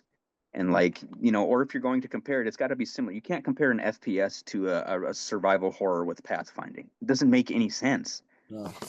Like, he did show Alien Isolation, but the whole point of Alien Isolation is, yeah, the pathfinding is really good in it. That's the fucking point. The alien is supposed to find you and kill you, Yeah. not run around, and you're not supposed to be able to walk around and like build up this sense of fear of that something's gonna. The whole point is something's gonna happen. And also, You can't compare that. it's actually flipped the opposite way, because I told you I was playing that a month ago, and the thing is that it's actually dialed up to the extent that it's like the pathfinding is like OP. It's not, Yeah. it's like It's almost you're like, wait, basically why is he should why never is it this see you, good? basically. Like, it's not really, you shouldn't even get to the point of really pathfinding in some sense, right? It's like it's Right. so overpowered. Like, you're gonna outrun this thing. You're not gonna go. Yeah. You can't go around the table fast enough. Maybe if you could, but you can't. And that's the intent of the game. Yeah, But exactly. then he's comparing it to the pathfinding of Resident Evil. Oh, look, I can do this for 2 hours. Okay. Yeah, but that's so it's like this. You know this why I video don't to me play? just To your bugs the point, fuck like out of me I'm gonna because he's back got up. this narrow-minded view, and it's like, look I how get it it. used I to get be. it. Look how it is now. All right, I'm gonna back up your It's point also stupid. here, because when it comes to Resident Evil, funny thing about that is, if just to show like the difference of perspective, exactly what you're highlighting here. It's like when I play Halo, I haven't done it in a while, but when I did play Right. Halo, I'm psyched. You know what I mean? Like, I'm ready for that alien world. I'm ready to be Master Chief. I'm like, I know that it's gonna be scary at times, but I feel strong. Like, I'm Master Chief. Like, this is Right. like, we got this. Yep. I don't even play Resident Evil because that game, just even if nothing happens except you just walk through it, it's fucking terrifying. It's like, Yeah, and that's the I'm point. not thinking about like, well, if I aim my, like, how is the aim? Like, like, how Right. accurate is the whatever? Dude, by the time that if I were to play Resident Evil, by the time I encounter that chick, I'm already so like fucking I have so much Right. anxiety. Like, I'm doing stupid shit because I'm like the white guy in horror movies that just, go off and gets himself killed, It's like, so like, it's like, just, you don't even have to think that hard about this. It's like, dude, just think about your actual gut reaction when you play these games. What is the difference? Yeah. That's the point. Like, I don't need to have those mechanics. I don't need to have Halo mechanics in Resident Evil. If I did, it wouldn't be that scary. And I don't want alien isolation mechanics in Resident Evil either, because that that's would not be the point.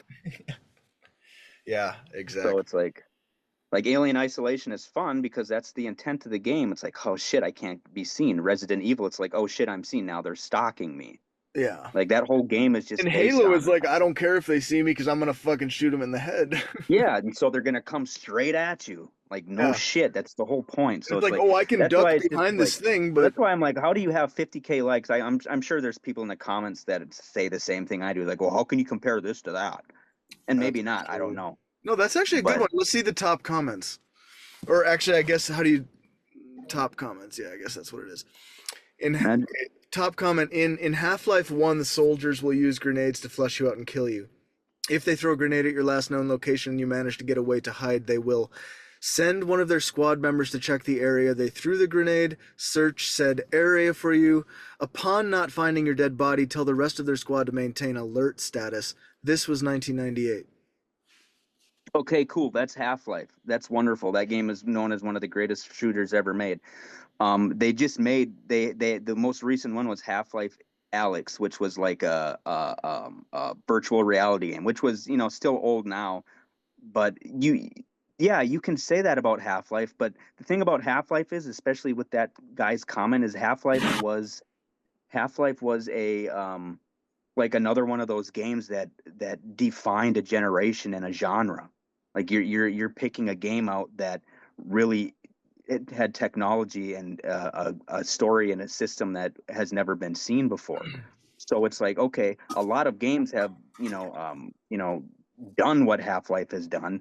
Maybe not as good, but it's like they made Half-Life Alyx. That game got raving reviews, and it's a virtual reality game. And that game is the same way. Like, it's the same type of game, the same technology, but they're using, you've got a VR headset and you play, and it's fucking a really awesome VR game. And it's just as good. Granted, it's still like, I think to this day, I don't know how many years old, probably like 10 years old to this day, but it's, 20 years later when compared to Half-Life, and they still did it. And the technology is still just as good. So it's like, you have to compare game to game. You can't compare Half-Life to a game that, is like, Not Half-Life, because it's not the same comparison. It's like apples to oranges and everything. Like, okay, if they made a Half-Life 4 and it was terrible and wasn't near as good, then that makes sense. But you can't compare Half-Life to a game that's like trying to be Half-Life, because there isn't ever going to be a game like that. Same thing with like Halo. Halo would be a good example of where maybe things did get worse. Like Halo 1, Halo 2, Halo 3, Halo 4, Halo 5. But the that was not technology due to really lost didn't. technology. Yeah. No, that didn't was really get decisions. worse. That It just was got worse. decisions. It was just decision-based stuff, Yeah, and the yeah. technology is still good. Like they changed things. You know, the graphics are better. The gameplay is, A lot of the different. stuff But it improved. wasn't what I people mean, liked. But it didn't get any worse in terms of technology or what they were trying to do. It got better, but it got worse because it got better. yeah. Which is, 'cause people got on this kick where it's like, okay, and I'm one of those. I loved Halo 2. I liked Halo 3. I hated Halo 4 and Well, can we just Halo agree? Can Infinite. we just So agree that Halo 2 is, that's the yeah, that's the like prime. and That's even prime though the Halo. technology got better and things got better with it, with certain things, like that game did get better, just not in a way that people enjoyed. So that's why it fell off. It didn't fall off because it got worse based on tech. I mean, it got worse based on using technology. So in essence, like this guy, this is another point, and this guy talks about, oh, look at this technology then versus now. It's like, yeah, well, in some cases that can be a bad thing. Like maybe if Halo 2 and Halo 3 didn't try to improve and introduce all these different new things and add all this new technology, it would have been actually a lot better in 2024 when they're using technology from 2010. Actually, so I'm gonna throw out a response out of left field here. Sure. We talked about this before, and I know we were discussing the fact, like a long time ago, not about this, but about the narrative arc of Halo and how basically they kind of killed Master Chief in a way. I mean, they didn't literally kill him, but I'm gonna just throw out, like, to connect. I want to bridge those two things real quick. Yeah, I would propose and suggest that there is something about the spirit, like everybody who's working on that game, because it is that kind of game that it has this big narrative arc and stuff. Yeah. Everybody who's working on that game, even to the lowest programmer, to the lowest guy who's just, his only job is to work on the texture of the trees or something, he's probably not the lowest, but okay, that's probably a hard job. Yeah, no, I get what you're saying. Even that guy, he's invested in the story of Master Chief. And what I'm suggesting is, like, the narrative, like the things that were probably happening from like the top down about like narrative direction and stuff, which was kind of, I think, bad. I think that totally actually affected morale. I think that also it sort of makes people lose their priorities, because it's like, okay, suddenly nobody wants to admit it, but in the pit of their stomach, they don't really feel good about where this is going, because it's like, we all love Master Chief, like that, just like we do. I mean, they're the same. It's a human thing. And they see where this narrative arc is being directed. And honestly, wouldn't that make you lose a little motivation? Like, if you knew that, like, it was like, oh, we're going to try to, hey guys, Halo's going to be way bigger than Master Chief. It's got to be bigger. It can't just be this one guy. I mean, imagine how many people hearing that at any level of development were like, and then all of a sudden, when you do the team meetings and you're like, guys, what are we going to do today? Like, what are we working on? It's like, in the back of their mind, they're mourning the death of Master Chief. I get it. Like, you obviously, you and I aren't game developers, or whatever. But I mean, there's got to be psychology to this, right? Like, you can try and put yourself in their shoes and go down and like come up with a scenario you did where it's like, once you start making all these different artistic decisions based on like narrative and where the story's going and what's happening to Master Chief and this and that, you're going to get a lot of people who are like, man, they love the game and they love working on it, but once you start getting like this morale where it's like, oh, then things start to lack. Things get. And then somebody has to do something to impress the higher ups, but maybe it's something that nobody asked for, nobody wants. It's just so they can say, guys, I added this. Guys, I added this new feature. Guys, I added this new feature. And then your Master Chief when he took. Guys. But no, that and then he was in the club. Thing. No. Guys. Who's that? What? Anyways, But they have but to no, yeah, justify their position, but they're not. Their heart's not in it anymore. yeah. Well, that's the sad. You know? That's the sad thing about like games, and it seems to happen with all games that start having like all these different sequels. It's like everything just gets worse and worse, and it's like how do you like what happens within that within that But office? aren't you A lot of agreeing now with the premise? Like, part of you is nostalgically, you're doing the same thing, right? Like, part of you is saying, like, they do these sequels and it gets worse and worse. Like, so you're sort of. yeah, but I'm doing it based on like a I get it. a I get it. I'm just story saying, a like, story thing though. But maybe this yeah, is no, the motivation he I'd had seen coming that in. it's definitely gotten, and it's kind of like. But my question is where exactly does it go wrong? Like, is it really, the developers, or is a lot of it the players as well? Because they get these expectations of what it should be, and the vision of the developers is different, and then the developers put all this time and money and this work and this heartache and all these things that they do want to do, and they do think they're doing good, and then they release this game, and all of a sudden nobody fucking likes it, and they're like, could you imagine being like a game developer and really feeling like what you've made is incredible, and it's like, God, this is going to be great, and you put it out and everybody fucking hates it? Could you imagine the morale for the next game? Like, and it only gets worse. So is it really, obviously I there's guess it's some like making leadership. a movie. It's similar to making a movie because in terms of the Well, amount it of would be people that like, you have to collaborate with. yeah, well, imagine like, you making songs, and No, no, you no. have But all the these. thing is, like, songs you can turn around at a faster pace.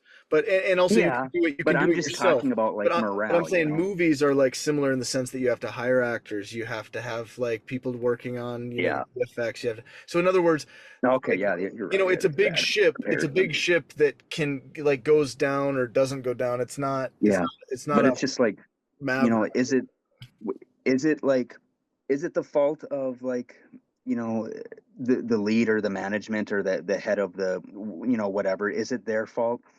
Is it really, all of their? I mean, can you blame them? Because I think they can be blamed if they're trying to do something and they don't want to see a vision of what players want. And I think that's a big thing now. Why some developers are starting to wake up to the fact that, okay, we better give these guys what they want, or we're not going to be successful. So I think some developers have woken up to that.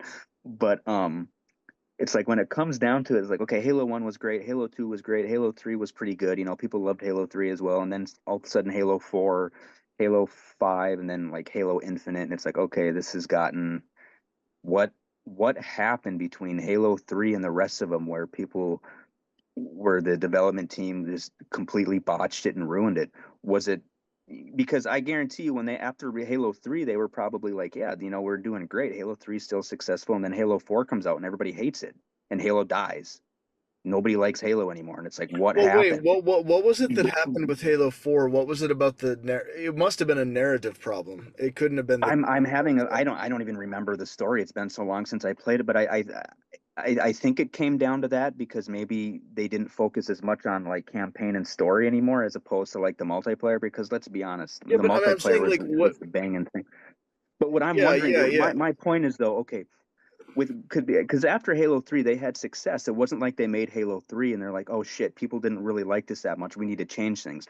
They had success and they're like, okay, now we've got this, let's release Halo 4. Now we're going to make Halo 4 and we're going to add this, and they went in with good intentions. Like the morale at that point was probably like, okay, this is good, we did great with Halo 3, Halo 2, Halo 1, people are loving it, so now we're going to put out Halo 4, and where everybody else is, they're going to really like this one, we think. And they put it out, and then when Halo 4 comes out, everybody fucking hates it, and Halo starts dying, and everybody's like, what is this? Nobody likes it. Could you imagine, like, is it really the developers' fault at that point, or is it the players' fault for becoming so attached and nostalgic to something that they can't appreciate the art for what it is? Maybe there's certain things they don't like, but the game just fails completely. And then ever since then, it just got worse and worse, because then now you've got that morale, like you talked Yeah, about but in the that's office. also Hold on, let that's me finish. life, dude. You know? Yeah, but you've got that morale in the office where it's like, oh shit, Halo 4 bombed. Now they're panicking. Now they're like, oh my God, their morale and motivation has totally changed. Like, oh, we have to do this. Now they start trying to do more and more, because it's like, this wasn't enough. We have to do this now. We have to do this. And they add all these things, and then you release that and you added more, and you think you made Halo 4 better and you corrected on your mistakes, and then it comes out and everybody's like, this fucking sucks. Nobody likes it. And it's like, then it's still like, it's not like the developers are sitting there saying, God, you know what we should do? Let's try and make this a really shitty game. We don't want people to buy it. We don't want people to like it. It's not like they're sitting there doing that. Like they're trying to they're panicking. They're in panic mode. So now they're all of a sudden trying to add these new things that they think players will like. And some players are going to like it. Some players are going to hate it. You're always going to have that. Then it comes out, but like the mass majority of people is like, wow, this sucks. We don't like this. Halo 5 sucks. And I'm one of the people. Halo 5 did suck. They tried to go and do all these crazy changes that people didn't like, but it's almost like they were in panic mode because it's like, we added this to Halo 4. People didn't like it. But then it's like, okay, well, let's think back here. Then you can think, okay, maybe it is developers. It's like, okay, we added all this stuff to Halo 4. Nobody liked it. So what do they go and do? They go in panic mode and they add more shit on top of shit that nobody liked. So now they have shit upon shit. And what do they think is going to happen? Maybe what they should have done is regressed and said, okay, this is Halo 3, or this is Halo 2, and this is Halo 1. Let's take all the best parts from Halo 1, Halo 2, and Halo 3, and let's not necessarily add on to it. Let's maybe just add, let's put some layers. Let's put a little bit of a layer on a layer. Let's not build a whole fucking skyscraper. Let's just add this here. Let's do this. And then it's like, okay, how much are you spending on this game? Because now are you beta testing it? Maybe it should be beta tested. So let's add these little bit of layers and see what people say. Instead, no, it's like, okay, let's just keep adding shit upon shit. Let's not even, I think maybe they should have regressed after it. Like they release Halo 4 and it's like, oh shit, this sucked. Okay, well, now we can go back to the drawing board. Let's take so people didn't like this about Halo 4. They didn't like that we added this. They didn't like that we added that. So let's take this out. Let's regress and let's bring it back to the roots. Let's go with what Halo 3, 2, and 1 did really great and just tweak it a little bit. Let's not change the formula completely. Let's just keep what people loved, make a great story, and keep the multiplayer where it's at, and maybe add like Halo 1, for instance, they had the pistol. A lot of people love the pistol. Halo 2 came out. They're like, oh my God, the pistol sucks now, but they added the battle rifle. And people loved the battle rifle when it came to competitive stuff. That was like the main thing, right? Yeah. It's like, oh, they really love this. And I remember the battle rifle controversy. And instead of having like a single needler, now you can dual wield a layer. They're not adding a skyscraper. It's like, now we can dual wield. That's cool. And people did enjoy that. They liked it. It was something that nobody disliked. And then Halo 3 came around, and I think they still kept the dual wielding and stuff. And, they tweaked a few things here and there with Halo 3, but they added like the shields and the things you could throw, I think, in Halo 3, didn't they? I thought, or maybe not. At least, was that Halo 4? What do you mean things you could throw? Well, was it Halo 3 like a shield bubble you had? Did they have that in Halo 3? I can't remember anymore. But it's like, anyway, so whatever. But they took things with Halo 3. They didn't change the formula much from Halo 2 in terms of like gameplay. They added layers. And then Halo 4 comes about and they add all this other shit. They add the sprinting and they get rid of this and they get rid of that and they tweak things and they over tweak things and all of a sudden like they've got all these weird different things that they added. And everybody's like, why is this here? This doesn't make any sense. We don't like it. It interrupts the gameplay. It does this. It does that. Majority of player base didn't like it. So what did they do with Halo 5? It's like, well, they didn't like the shit we did with Halo 4, so let's keep that shit in and add more shit to it. That's what they did. They should have just regressed and said, okay, let's go back to 3, 2, and I'm like going in circles and I've repeated this a million times, but they should have just regressed and like what would have happened if they went with that and just added layers instead of trying to change the formula completely. Let's go back to what it was and see how players take it. It's like they went in panic mode. It's like, oh shit, this is shit. Let's add more shit to it. Agreed. It just got worse. And they did the same thing with like Halo 5 and then Halo Infinite. It's like, and with the story, but like, I'm just saying add more again, shit upon shit and lacking. Like I'm saying, like more shit upon shit and lacked in other shit. But the shit upon shit was done through, in my hypothesis, it's done through the impulse that was strongly being out of touch with what players want. Well, no, but also strongly informed by the knowledge of where the narrative arc is going, because. Obviously, even from a narrative perspective, but I'm saying that morale of knowing how bad the narrative is potentially going. Yeah, but perhaps if they knew Halo 4 didn't succeed, why are they continuing to add shit? from something that was already perceived Well, we perceived get as into the shit. issue of ideology, and I don't know, like like sometimes you can stubbornly stick to a vision that is actually bad. Like maybe there was like a Yeah, that's what I'm strong saying. That's vision. why they should have regressed. Like if the lead developer, the person leading the right, or the director of the game Yeah. should have said, "Hey, Halo 4 didn't work, but," or they shouldn't have said Halo 4 didn't work. You know what? Let's keep this. That was a terrible decision. Let's keep the vision we had for Halo 4. Let's keep the shit in nobody liked, and let's add more shit on top of that shit that they didn't like that they're not gonna like. Why? Why not just take a step back and be like, you know what?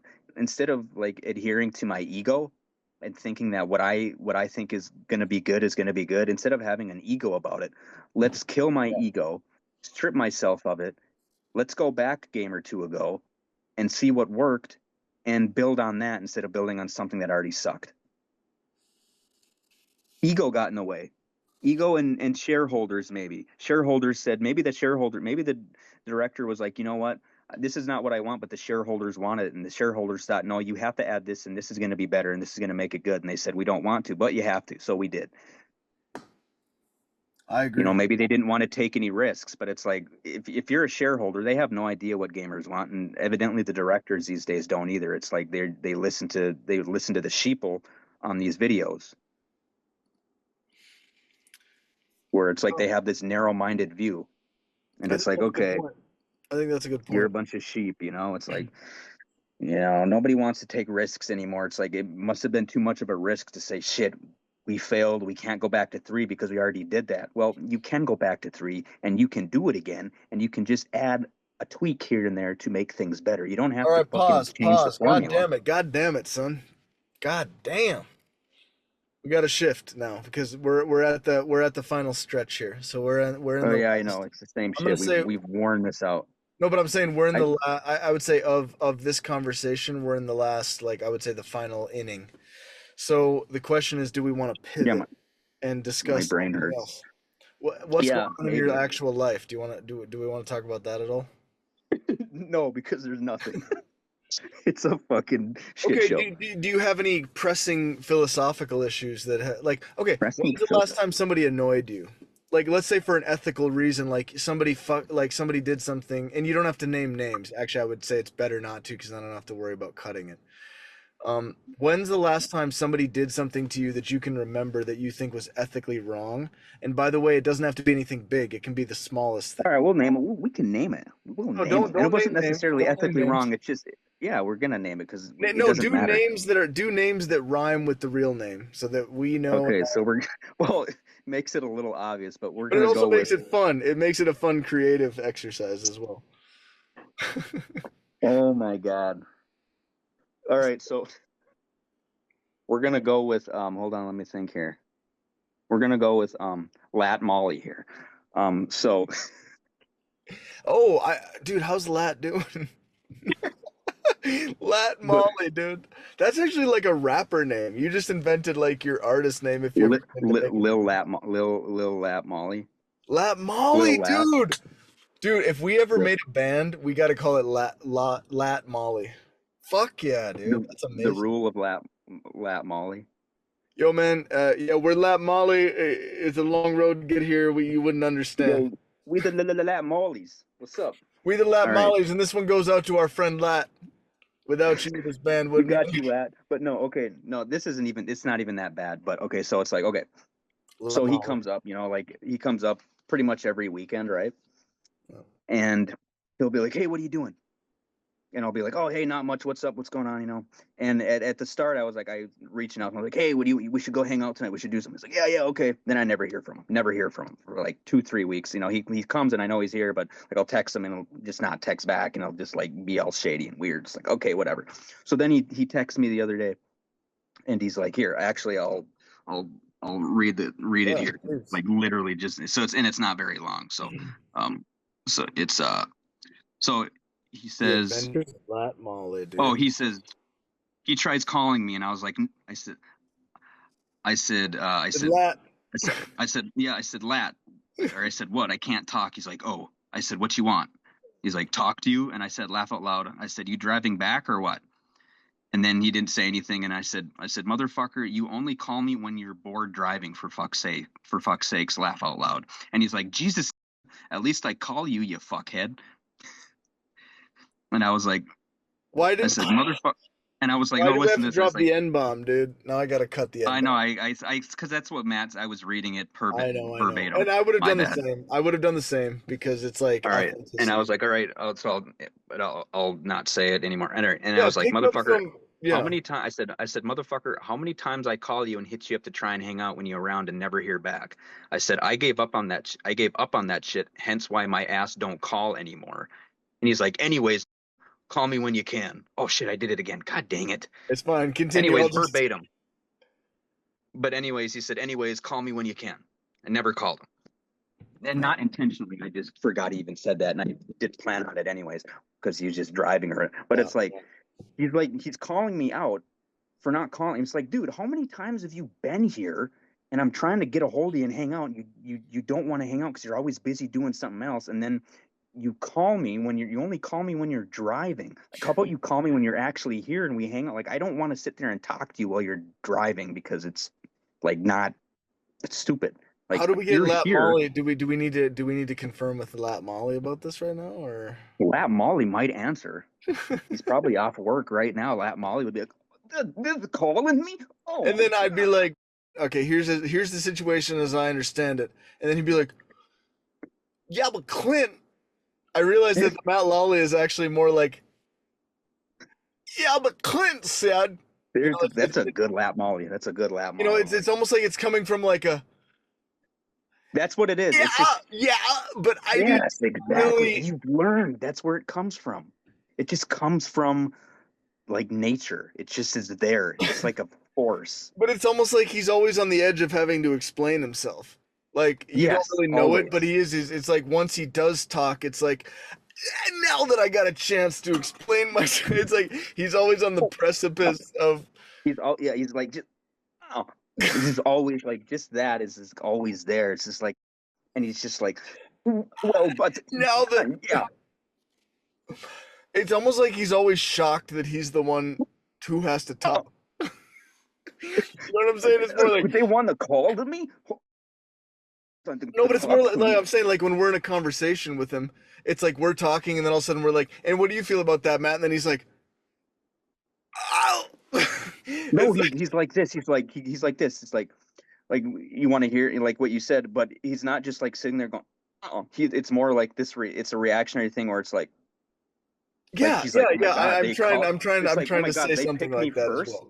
They just picked me first. It's like, yeah, we did. We picked you, buddy. We did. You've been picked. No, it's not picked. But I think it's not really. Are you talking about Lat? You're talking about Lat. Yeah, Lat Molly. My bad. Lat Molly. It's not so much like it's not so much about being picked first. I think it's about being picked at all. And by the way, I can relate to that feeling. Like I have that. Like I've gone through the Lat Molly. How, dude? You were so athletic. Like I remember, I was always picked. It's like, who do you want on your team? It's like, pick this guy right here. Yeah, sorry guys, it's me. Always, I will confidently admit that was one thing. Dude, it's like. If we're doing anything sports, it didn't matter. Like they'd pick me over all the jock kids. Like Clinton, because I won all the time. That is such a good experience. I had some little sense of glory at a young age with like running and track. Like I'm talking before you knew me. I'm talking elementary school, right? Mm-hmm. I have actually a whole story where it was track and field day, and I was running in this like little track race, whatever. I don't even know what it was. Probably like the 20-yard dash or something. I mean, who knows what it was? And probably would have been the 50. And it was one of the only things that I had that like made me like kind of like in terms of actually like as a physical specimen, But I just remember feeling like, oh, I got so much like feedback, like support from my fellow like elementary school students, colleagues, whatever you want to call them, and your kindergarten colleagues. And then I was like, I remember having this like one day. I have this feeling like I can still remember the feeling of almost being like a famous baseball player or something. And track and field was going to happen. And it was early in the morning, and the teacher was like. Children, because it's a special day, we're not going to have normal school and we're going to actually go out. It was the morning. We're going to go out and do a Mm-hmm. little bit of like gym activities. We're going to have games Mm-hmm. like kickball and all this kind of stuff. And Mm-hmm. everybody was just like, fuck yeah, dude. That's awesome. Yep. Oh my God, this is so fun. And I just remember the feeling. I felt so cool. I felt so popular. I felt like this rush, like, man, finally people are going to pay attention to me, you know? Mm-hmm. And we go out there to play kickball. Mm-hmm. And I'm up there, and everybody's like, "Man, Cole's gonna hit it like so far, you know, it's gonna be crazy." Oh no. No, but I go up there, right? And I kick Yep. the ball, and I swear to God, dude, I must have been like, I don't know, I must have been like 8 years old, 9 years old, whatever, elementary school. Mm-hmm. I kicked the ball, shooting pain through my quad. Like I've never actually experienced that in my life. Like all of a sudden, like I literally pulled my quadricep muscle. And so when I kicked, I was like, oh fuck. And then when I was running, I didn't because I pulled the muscle, I didn't have. And so like I don't even know if I got the first base. I don't know what happened exactly. But then after that, because my muscle was fucked, every single event that I did, which involved running, I basically like failed. I lost at everything, dude. And it was Bro. like, and until still to this day, I think the only reason I still even remember that, because I don't remember anything else from that time period, like unless we were really prompted. But the thing that still strikes Right. me is like, why did they have us go kick ball out in the cold? Like this totally fucked up my whole like elementary school trajectory. I could have been one of them guys, and it was just like, you know. But it's just Oh weird. man. Like what the fuck? You know, what is Bro, that? I always I was on like it wasn't just like a one-time thing for me. Like it was like, even though I wasn't like in sports, even in high school when we did like our gym class, and you had me in gym class, I'm pretty sure we had gym together, but it was like one of those things where it's like Yeah, later every on. time, like if we were going out and playing softball and it's like Clinton's up the bat, it's like, oh shit, Yeah, because they know dude. either I'm Yeah, gonna absolutely. they Yeah, know yeah. they You know either I'm gonna definitely hit the you ball or for I'm gonna sure. like make it like all the way home just by strictly running, because they're like, oh fuck, Clinton. That's true. Or- I actually remember that. and I think we had a gym class where I swear to God, I remember you yeah, doing like playing baseball and running to a base and being like, oh yeah, you had like kind of like a Tom Cruise run where it's like very, you're like your fist reaches eye level, you know, and that's like a hoja, hoja, hoja. I mean, that is something like you know, and but you also have a very straight up running form. You're kind of like, it's almost yeah, like you're marching very fast. It's like, you know, you're Michael Johnson, I marching. took that from Really? back in the day. That's Yeah. interesting. I incorporated that because Michael Johnson was like not like a hero, but like he was like a super popular, you know, had the 200-meter world record, was really fast, was you know, I think he had a pretty fast 100 too, but he was kind of like the fast dude. He was like the known, like kind of like the, yeah, like if you're gonna talk about a runner back in the day, it was Michael Johnson. Like if you were into it, I it's like do Michael remember that. Johnson. I remember And his it was like, name. so he was like, and I remember him being that way, and he always ran really upright. And people said that was really bad form, but I noticed for myself, I tried it, and for me, doing that, my breathing, it helped my breathing a lot, running upright like that. So that's kind of why I just adopted it for myself when I ran and used it, because it did work for me. I was like, oh, I'm gonna try it, and I enjoy like it. That's how I always ran, you know, because if I saw that and I'm like, oh, I'm gonna adopt it and make it work for me. And I just remember like other forms of running, or you know, running like that didn't necessarily click with me, but I just that posture and that form and everything, it worked for me, so I used it, and that's why I did that. I liked it. Yeah. And Yeah. it was actually crazy to say now, because people are like, oh, that's not a good form, that you shouldn't, that's not, you know, I shouldn't do that. But like later nowadays it's like known to like actually be very good proper form. Like, Yeah. so, Well, but yeah, he actually, was one of the also few that did that. along those same lines, I do remember it crossed my mind today, actually, that when I was doing my you know, hit workout in 20 minutes Yeah. kind of thing. Mhm. I was thinking about like knees and legs and like in the midst of Yeah. squats, and like because to me legs are torture. I mean, I don't know Yeah. if a lot of people feel Yeah. that way, but like even if you're doing the same thing, Yeah. I you don't know, mind legs, but it's yes, hard to they're do like very much hit level, like, torture. oh, I'm doing fast push-ups like with good form, Yeah. like that is hard. Yeah. But like anything legs related, there's something psychologically just very hard about it. Well, dude, I don't know if it's for me men with that feel legs, this way and more than women. Also, the thing with me with legs, like I'm not trying to interrupt, but it's super quick. I was just gonna say the things with me with legs, and you said psychological. It's a fact that like I do like even though I did legs all the time, I have a really hard time building up my legs. So there's a psychological thing where it's like fuck, like some people have it easy, dude. I could work my legs out all day every day, and it's like I feel like they get nowhere. So it's like Well, god damn, yeah, I got but to do also legs like, today for but there's an nothing. important thing that's missing from that, which I think one can't underestimate, which is that you literally did have a super, you had a pretty severe leg injury, as I remember. Oh yeah, I Did did you have like my a knee knee. injury? Yeah. I don't know if you remember it this way, but to me, the whole reason that you actually didn't build, like, I think the peak of your like really knowledge and understanding while you were lifting, where you were actually building mass and like you were, and then Hmm. also you were at the right age, like it's really, like you're putting it on with Hmm. high testosterone, natural levels. And I think that there was like to the way I remember it is like like around or even before the peak of that for you, you had that leg injury, which I think I like did. obviously that's gonna make you like what are you gonna do? Make one of your legs massive and then I think you were Right. just like, you know what, my leg is fucked, so I'm gonna Yeah. focus on my upper body. And to me, Yeah, it like, but was. that Yeah. also like it's also like regardless of any decisions you made like a year later Right. or anything, it's No, like that's a good point. you know what I mean? And that's the way I remember Yeah. it. And I was thinking about that today. I was like, man, he really got fucked with that leg thing because Dude, honestly, I just remember that I, happening at the peak of your physical strength, like dude, it was in ninth grade that I had it was in what was it was eighth grade before we went into high school that I fucked it up. And it was bad and I didn't get it fixed and it was literally it was so bad and I eventually did get it fixed, but for the time that I didn't get it fixed, my leg but was you had to so have like a messed up that surgery, right? Or am I yeah, misremembering that? Yeah. I literally couldn't sprint because every time I did, my knee would give out. Like I couldn't run. I couldn't. Like it would just give out. It wasn't like some intentional thing where it's like, oh, it would give out. Like it would every time. And I was like, I can't. And so I finally got surgery on it, and they did the surgery. And when they went in there, it was supposed to be just like a minor, like the what are they the small incisions they make. They don't have to do much. But when he went in there, he found out that my knee was completely fucked, like destroyed. And so he had to like actually go in and cut my knee open, and like he had to cut muscle in there to realign my kneecap and all this other stuff. Like my knee was ruined.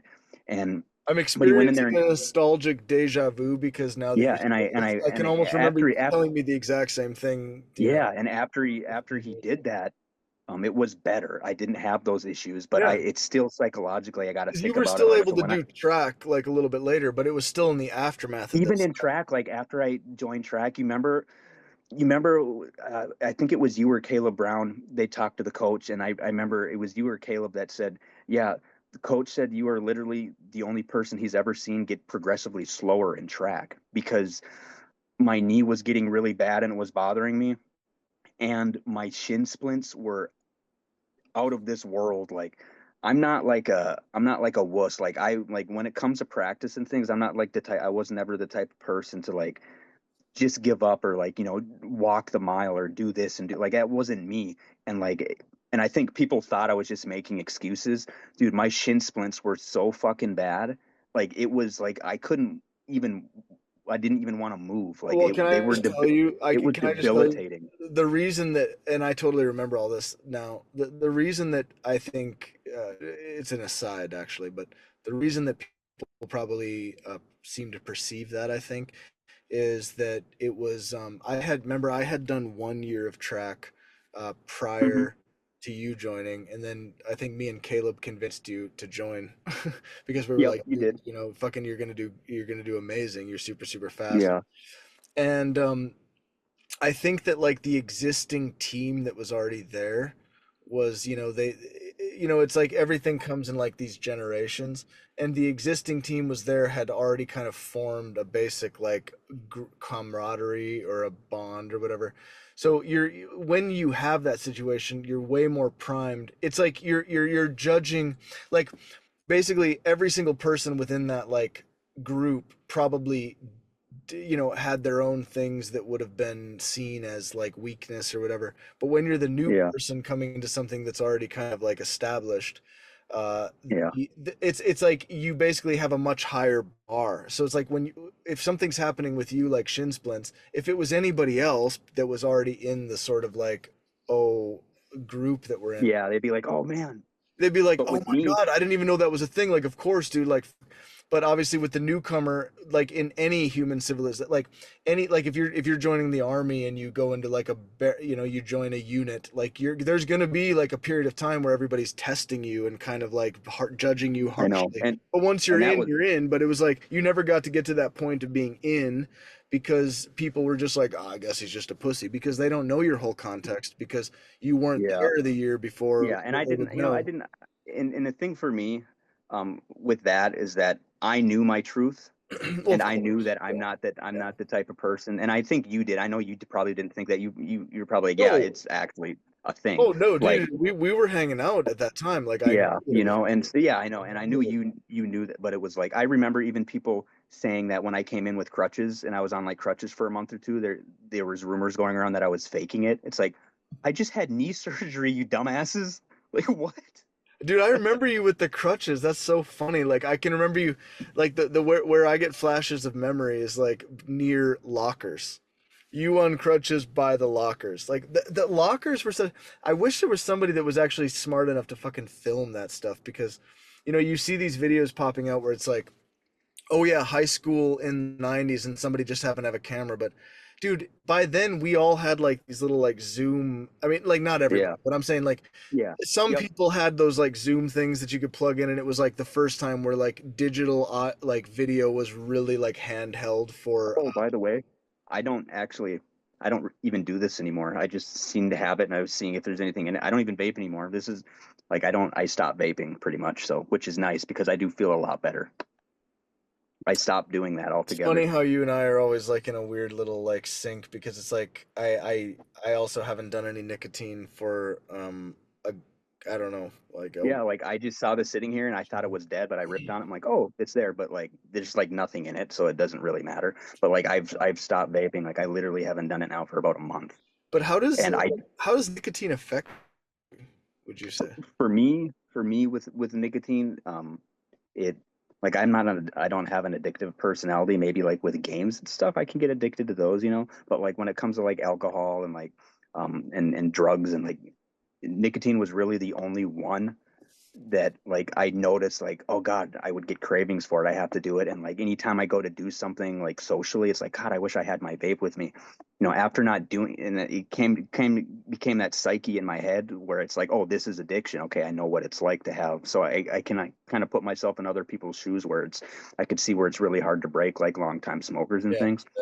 But it's like even with vaping, I always said, oh, I don't do it that, you know, I do it and I don't really do it that much throughout the day like some people. And I really didn't. I did it more than I'd like to, but I didn't do it as near as much as like other people probably did it. So for me, like quitting it was like, it was actually really hard, like the first few days, because I remember like, fuck, I wish I had a vape, and I didn't have one, so I couldn't do it. And then it took about a week for that to go away. And then after that, after like 2 weeks, it came to the point where it was like, if I'm going and doing social things, I didn't feel like I needed it. Like it might cross my mind, like, oh, I don't have my vape, but it's like I don't have one, so I can't have it, so I don't need it. And so that those thoughts have like left my brain. So now it's like if I don't have a vape, I don't really care, because it's the nicotine that was like, oh, I need this, and it's like I really don't. And then not after not having it, not needing it, you don't need it. So for me, it affected like my psyche, like, oh, I need it. Now it's kind of like, I I can live without it, and I don't plan on like, you know, if I have the opportunity, like I don't plan on like physically going out and buying one. Like I will do it socially. Like if I'm out drinking and somebody has a vape, like, use your vape. And that's how it used to be. And then that's how I slowly got into it. So it was like, oh, I'm just going to go buy one. And then I got into it, and it's like, oh shit. But now it's like, I'm not going to go back to like doing it on a daily basis. Cause like I feel like shit from doing it. Like it doesn't do anything for me really now, I mean, it gives you momentary little kicks. That's the thing. And that's about it. And it's like, and that's what you get addicted to. That's why it's addicting, because it's only like this momentary thing. It's like, oh, I need it. But like now to play devil's advocate, because I feel the same way, now but I have also, it. I also I'm get doing like nauseous feelings from it. it. But Yeah, me too. That's part of the reason why I don't miss it. did that one work? What's that? Did that drag work? Like I've got a buzz right now, like a little Nick buzz, because I No, haven't done it forever, so it exactly, doesn't take exactly. But much. it's interesting to talk about it while you're actually experiencing it after, Hmm. not ripping on it. And it's like, I think like the way that I typically see these things is, I mean, And it's like now it's like utilize not it doing anything, so it's like, utilize it for what it's worth, right? Like the thing is, if you get a little nicotine buzz and it prompts you into an action, like sometimes like you can get a little nicotine and you can be like, you know what, fuck it, I've been yeah, putting off this call, I'm gonna make the call. And then by the time the buzz yeah, wears off, you've at least forced yourself into the situation where now you're on the call. So it's like, again, yeah, these things can be like yeah. they can be Well, like psychological tools. You know what I mean? Like yeah. if you And use so it it's like, acutely and like yeah, with precision. yeah, and that's what and that's kind of what I used to try to do, but then it just became a thing where It's I'm just hard. always doing it. Yeah, But yeah. it's like, yeah, it's nice to get this little thing here and there, whatever. But it's like it's so momentary, and I just don't care enough anymore. It's like, yeah, it would be nice to have, and like, but that's the thing about that stuff. It's like using it acutely.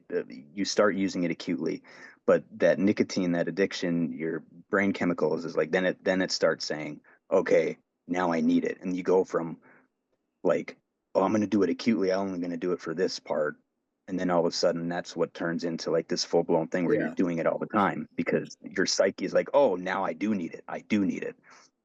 And so like now, like even after not doing it for so long, it's like, oh yeah, I have it. But now after those rips or whatever, and then you're like, is it doing anything? It's like, yeah, I got a buzz, but now like the last one I took didn't really do anything. It's like, well, I don't really want it. But the thing for me, yeah, is that I just remember, or I like when I was doing, like I would get like tired and I would feel just like get nauseous sometimes, not all the time, but like I'd get to the point where like, God, I just don't feel good. And it's like that was what was making me like not want to do it anymore.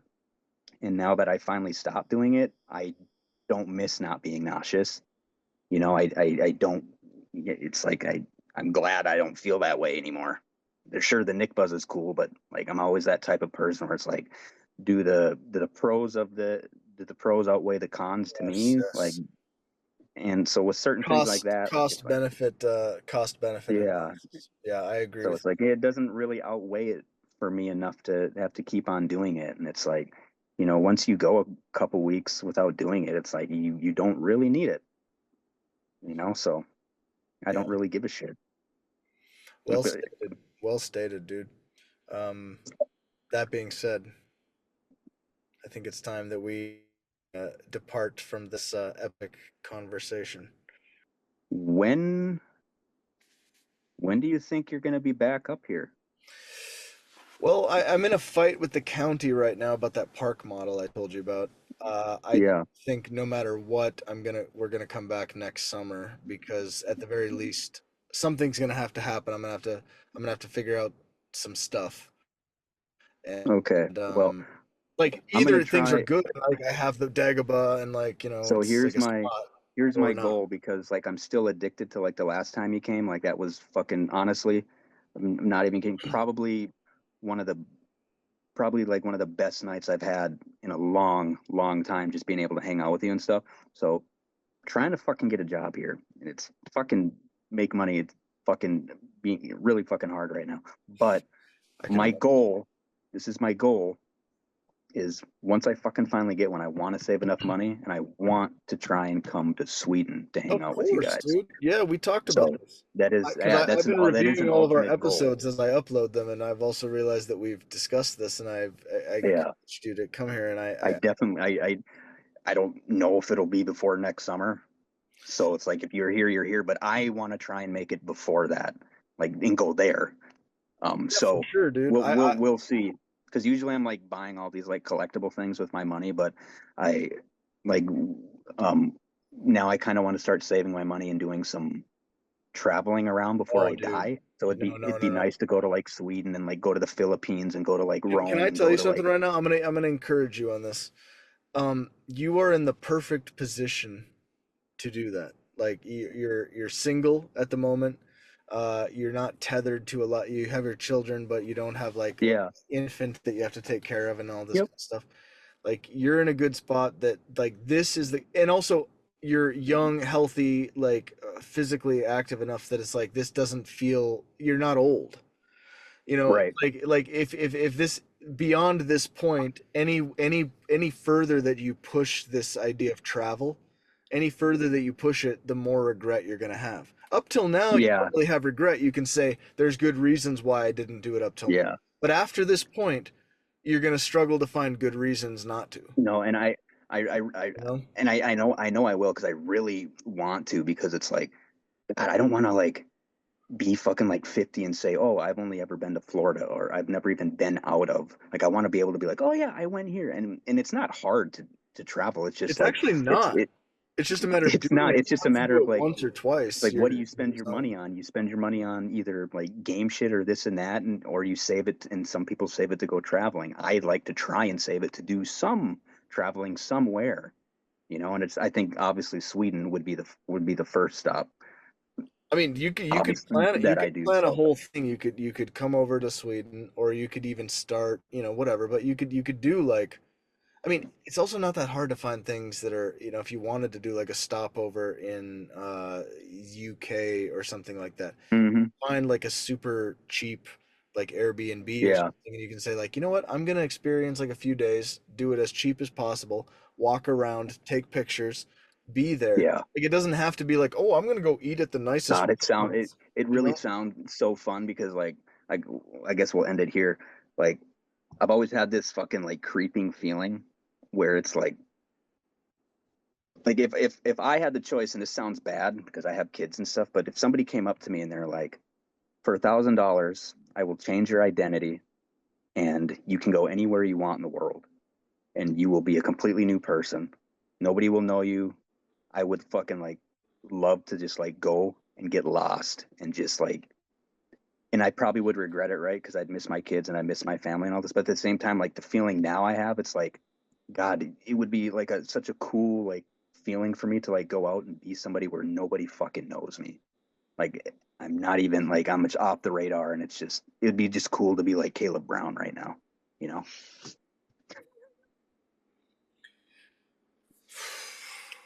Yeah, no, I totally get it, dude. I totally get it. You And know, that's the irony it is that sounds terrible, but it's like, the one person that you could talk to about this that would fully understand it and that would be able to train you in their ways, by the Caleb. very nature of the thing, you can't contact them because they are the guy that's off the grid, dude. Caleb's so far off the grid that you can't even learn how to go off the grid from this guy. Dude, he's, we're not going to get into this now because I know you want to go, but he's got to be in the CIA, bro. There's no fucking way, dude. Okay, here's the thing. Either he's in the CIA or he's like on the verge of like death.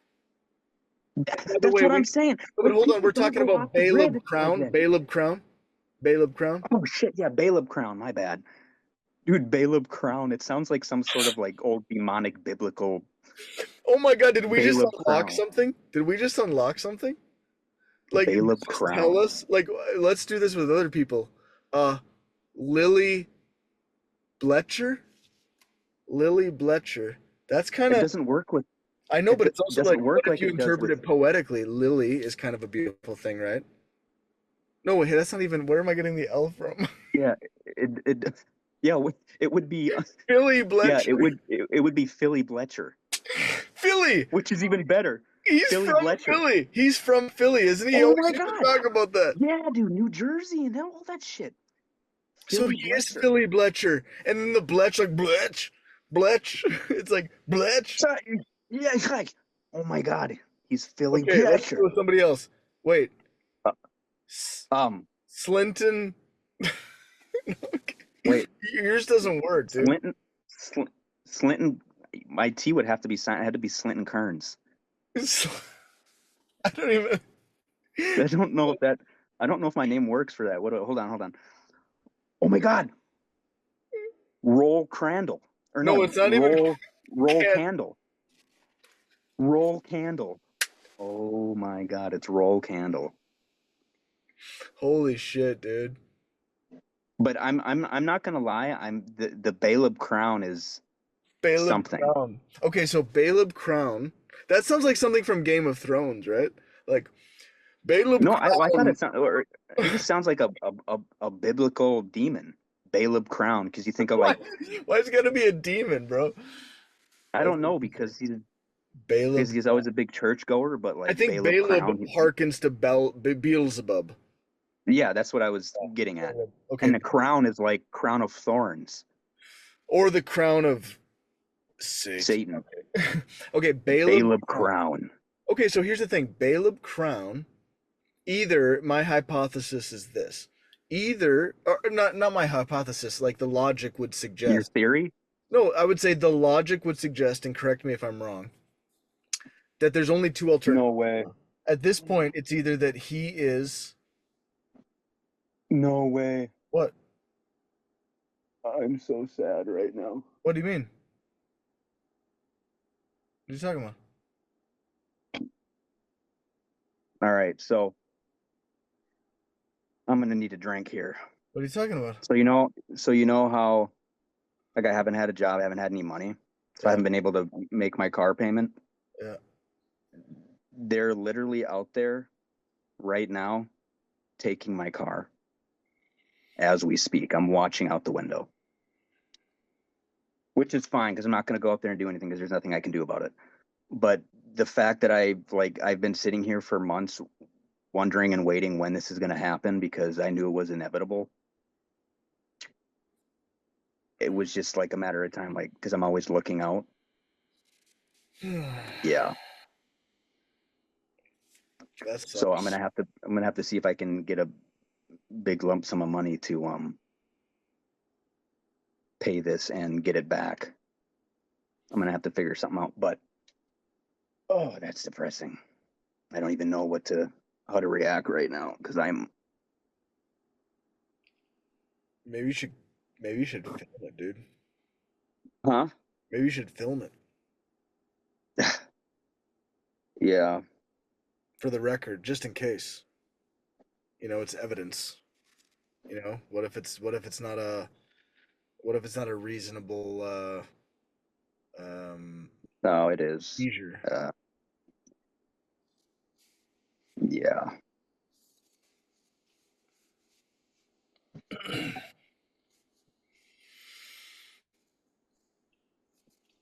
Well, do they got local people doing it? Yeah, I'm sure they do. How it works, you know, somebody to go out and do it or whatever. So Like fucking Nick's Conoco style thing? Or is it yeah, like, I don't know who it AAA, is, but I can see the truck or whatever. But when they do that kind of thing, do they send like a fucking like?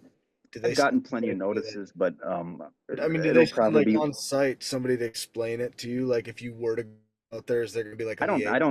You just know, like, you could go out there and ask, and they're gonna be like, I mean, there's nothing I can do about it. I can't like say no, you can't take this. So yeah. Fuck, dude. So it's just like I gotta sit here and watch it happen, which is totally fine. But oh fuck.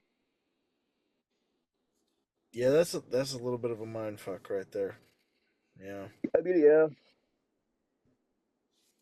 Well, I mean, nothing I can do about it now besides try and fucking pay whatever they want me to pay to get it out of or they put it up to auction. I don't know if they're gonna want me to pay it off in full, because if that's the case, then I can, unless they just want me to pay to catch up on it or something and make a lump sum. I'll have to see. Well, I might be able to come up with the money. Is it collecting on like a loan, or is it? Yeah. Yeah. Oh. And I don't know exactly how that works. I think before they put it to auction, I probably can go in, like, pay some sort of lump sum, but or they might want me to pay it off in full, which obviously would never happen, and not at this point. So, oh, that's sad. And there it goes. It's gone now. Don't know where they brought it to. This was a very well. I wasn't even going to say anything because it's embarrassing, but oh well. Well, also the timing. Like, what are the odds that would happen while we're sitting here on a call? That's crazy. That's Yeah. like that's some. Yeah, that's. What kind of car was it, It's a Subaru, or is it? 2018 WRX. A very nice car for me. Yeah, But yeah, after I lost my job, I haven't been able to pay on it. I made a few payments here and there, but I'm like, what am I like, $2,000 behind right now or something? And so, yeah. How long ago did you get that thing? a couple of years ago. You were probably in a more stable. Were you in a Yeah, I was on top of the world, man. I fucking had everything. But no, yeah, I went. I don't. Did I ever? I don't know if I even. I don't think I ever actually told you. Yeah, I went down a completely terrible rabbit hole. I got in an argument with one of my coworkers who was actually really. We were really good friends, and it was just one of those things where he was in a shitty mood and I was in a shitty mood, and I ended up. He like came out the door and he was yelling at me, telling me, "Get the fuck out of here, Bob!" And I turned around and I went up and I pushed him, and then that was what got me fired. So I lost that, and then uh, I and then my girlfriend broke up with me, and so yeah, I've kind of been like in limbo, finding like trying to find another IT job, but so that's why I was doing like all those IT interviews, and I had what I think 14 or 15 of them, and I didn't get one of them, and I didn't really look for like other shitty work because I tried it once and I just couldn't do it because it was just so mind numbing. And so I'm like in this hard place where it's like I got to go back to like ground zero and hate my life. So like, yeah.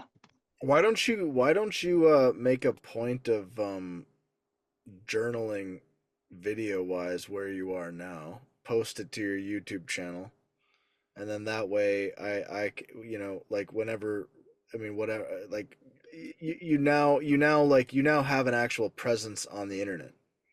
So it's like, I even haven't though even it's a posted very, anything on that, you dude. know what I'm saying, even though it's a I very fell small off. thing, like suddenly Clinton Stearns is showing up in people's algorithm, right? Like even if it's just like small, like why don't you do on your channel this thing of like, hey, you know what? Here's where I'm at.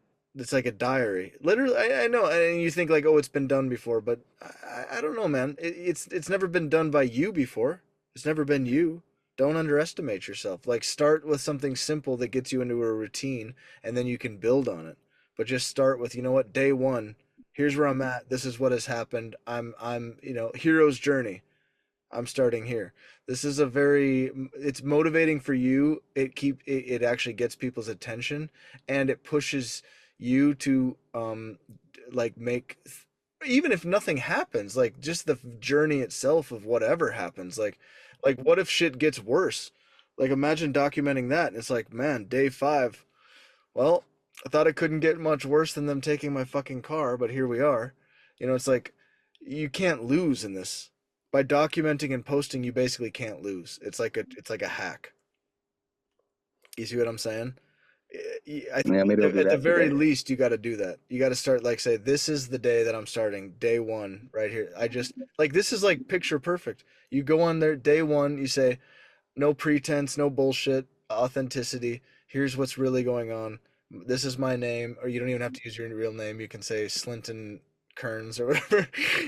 You use your real name if you want to. You do what you want to do. Authenticity, how much of it, that's up to you.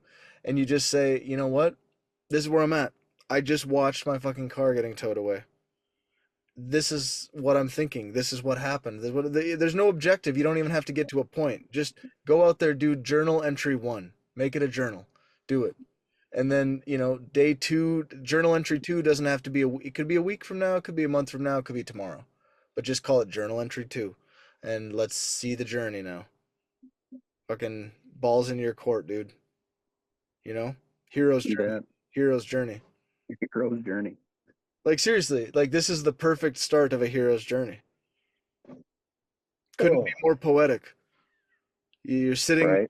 talking to, one of the most interesting gentlemen in the world. No. I'm saying you're You sitting there definitely talking are, to a man. good friend who One of the actually cares smartest about people you. I've ever known in my life. A good friend who Crazy. actually cares about you, and this happens to happen at that time, and you happen to be looking out the window. It's at the very tail end of a conversation. We should have almost hung up 5 minutes before. This is the perfect segue into episode 1 of Hero's Journey. Clinton getting like laying it all out. Attract the people that are start small, like with the people that are dedicated, because those people will build. It's like the more authentic you are or will be, the more dedicated and loyal your first followers will be.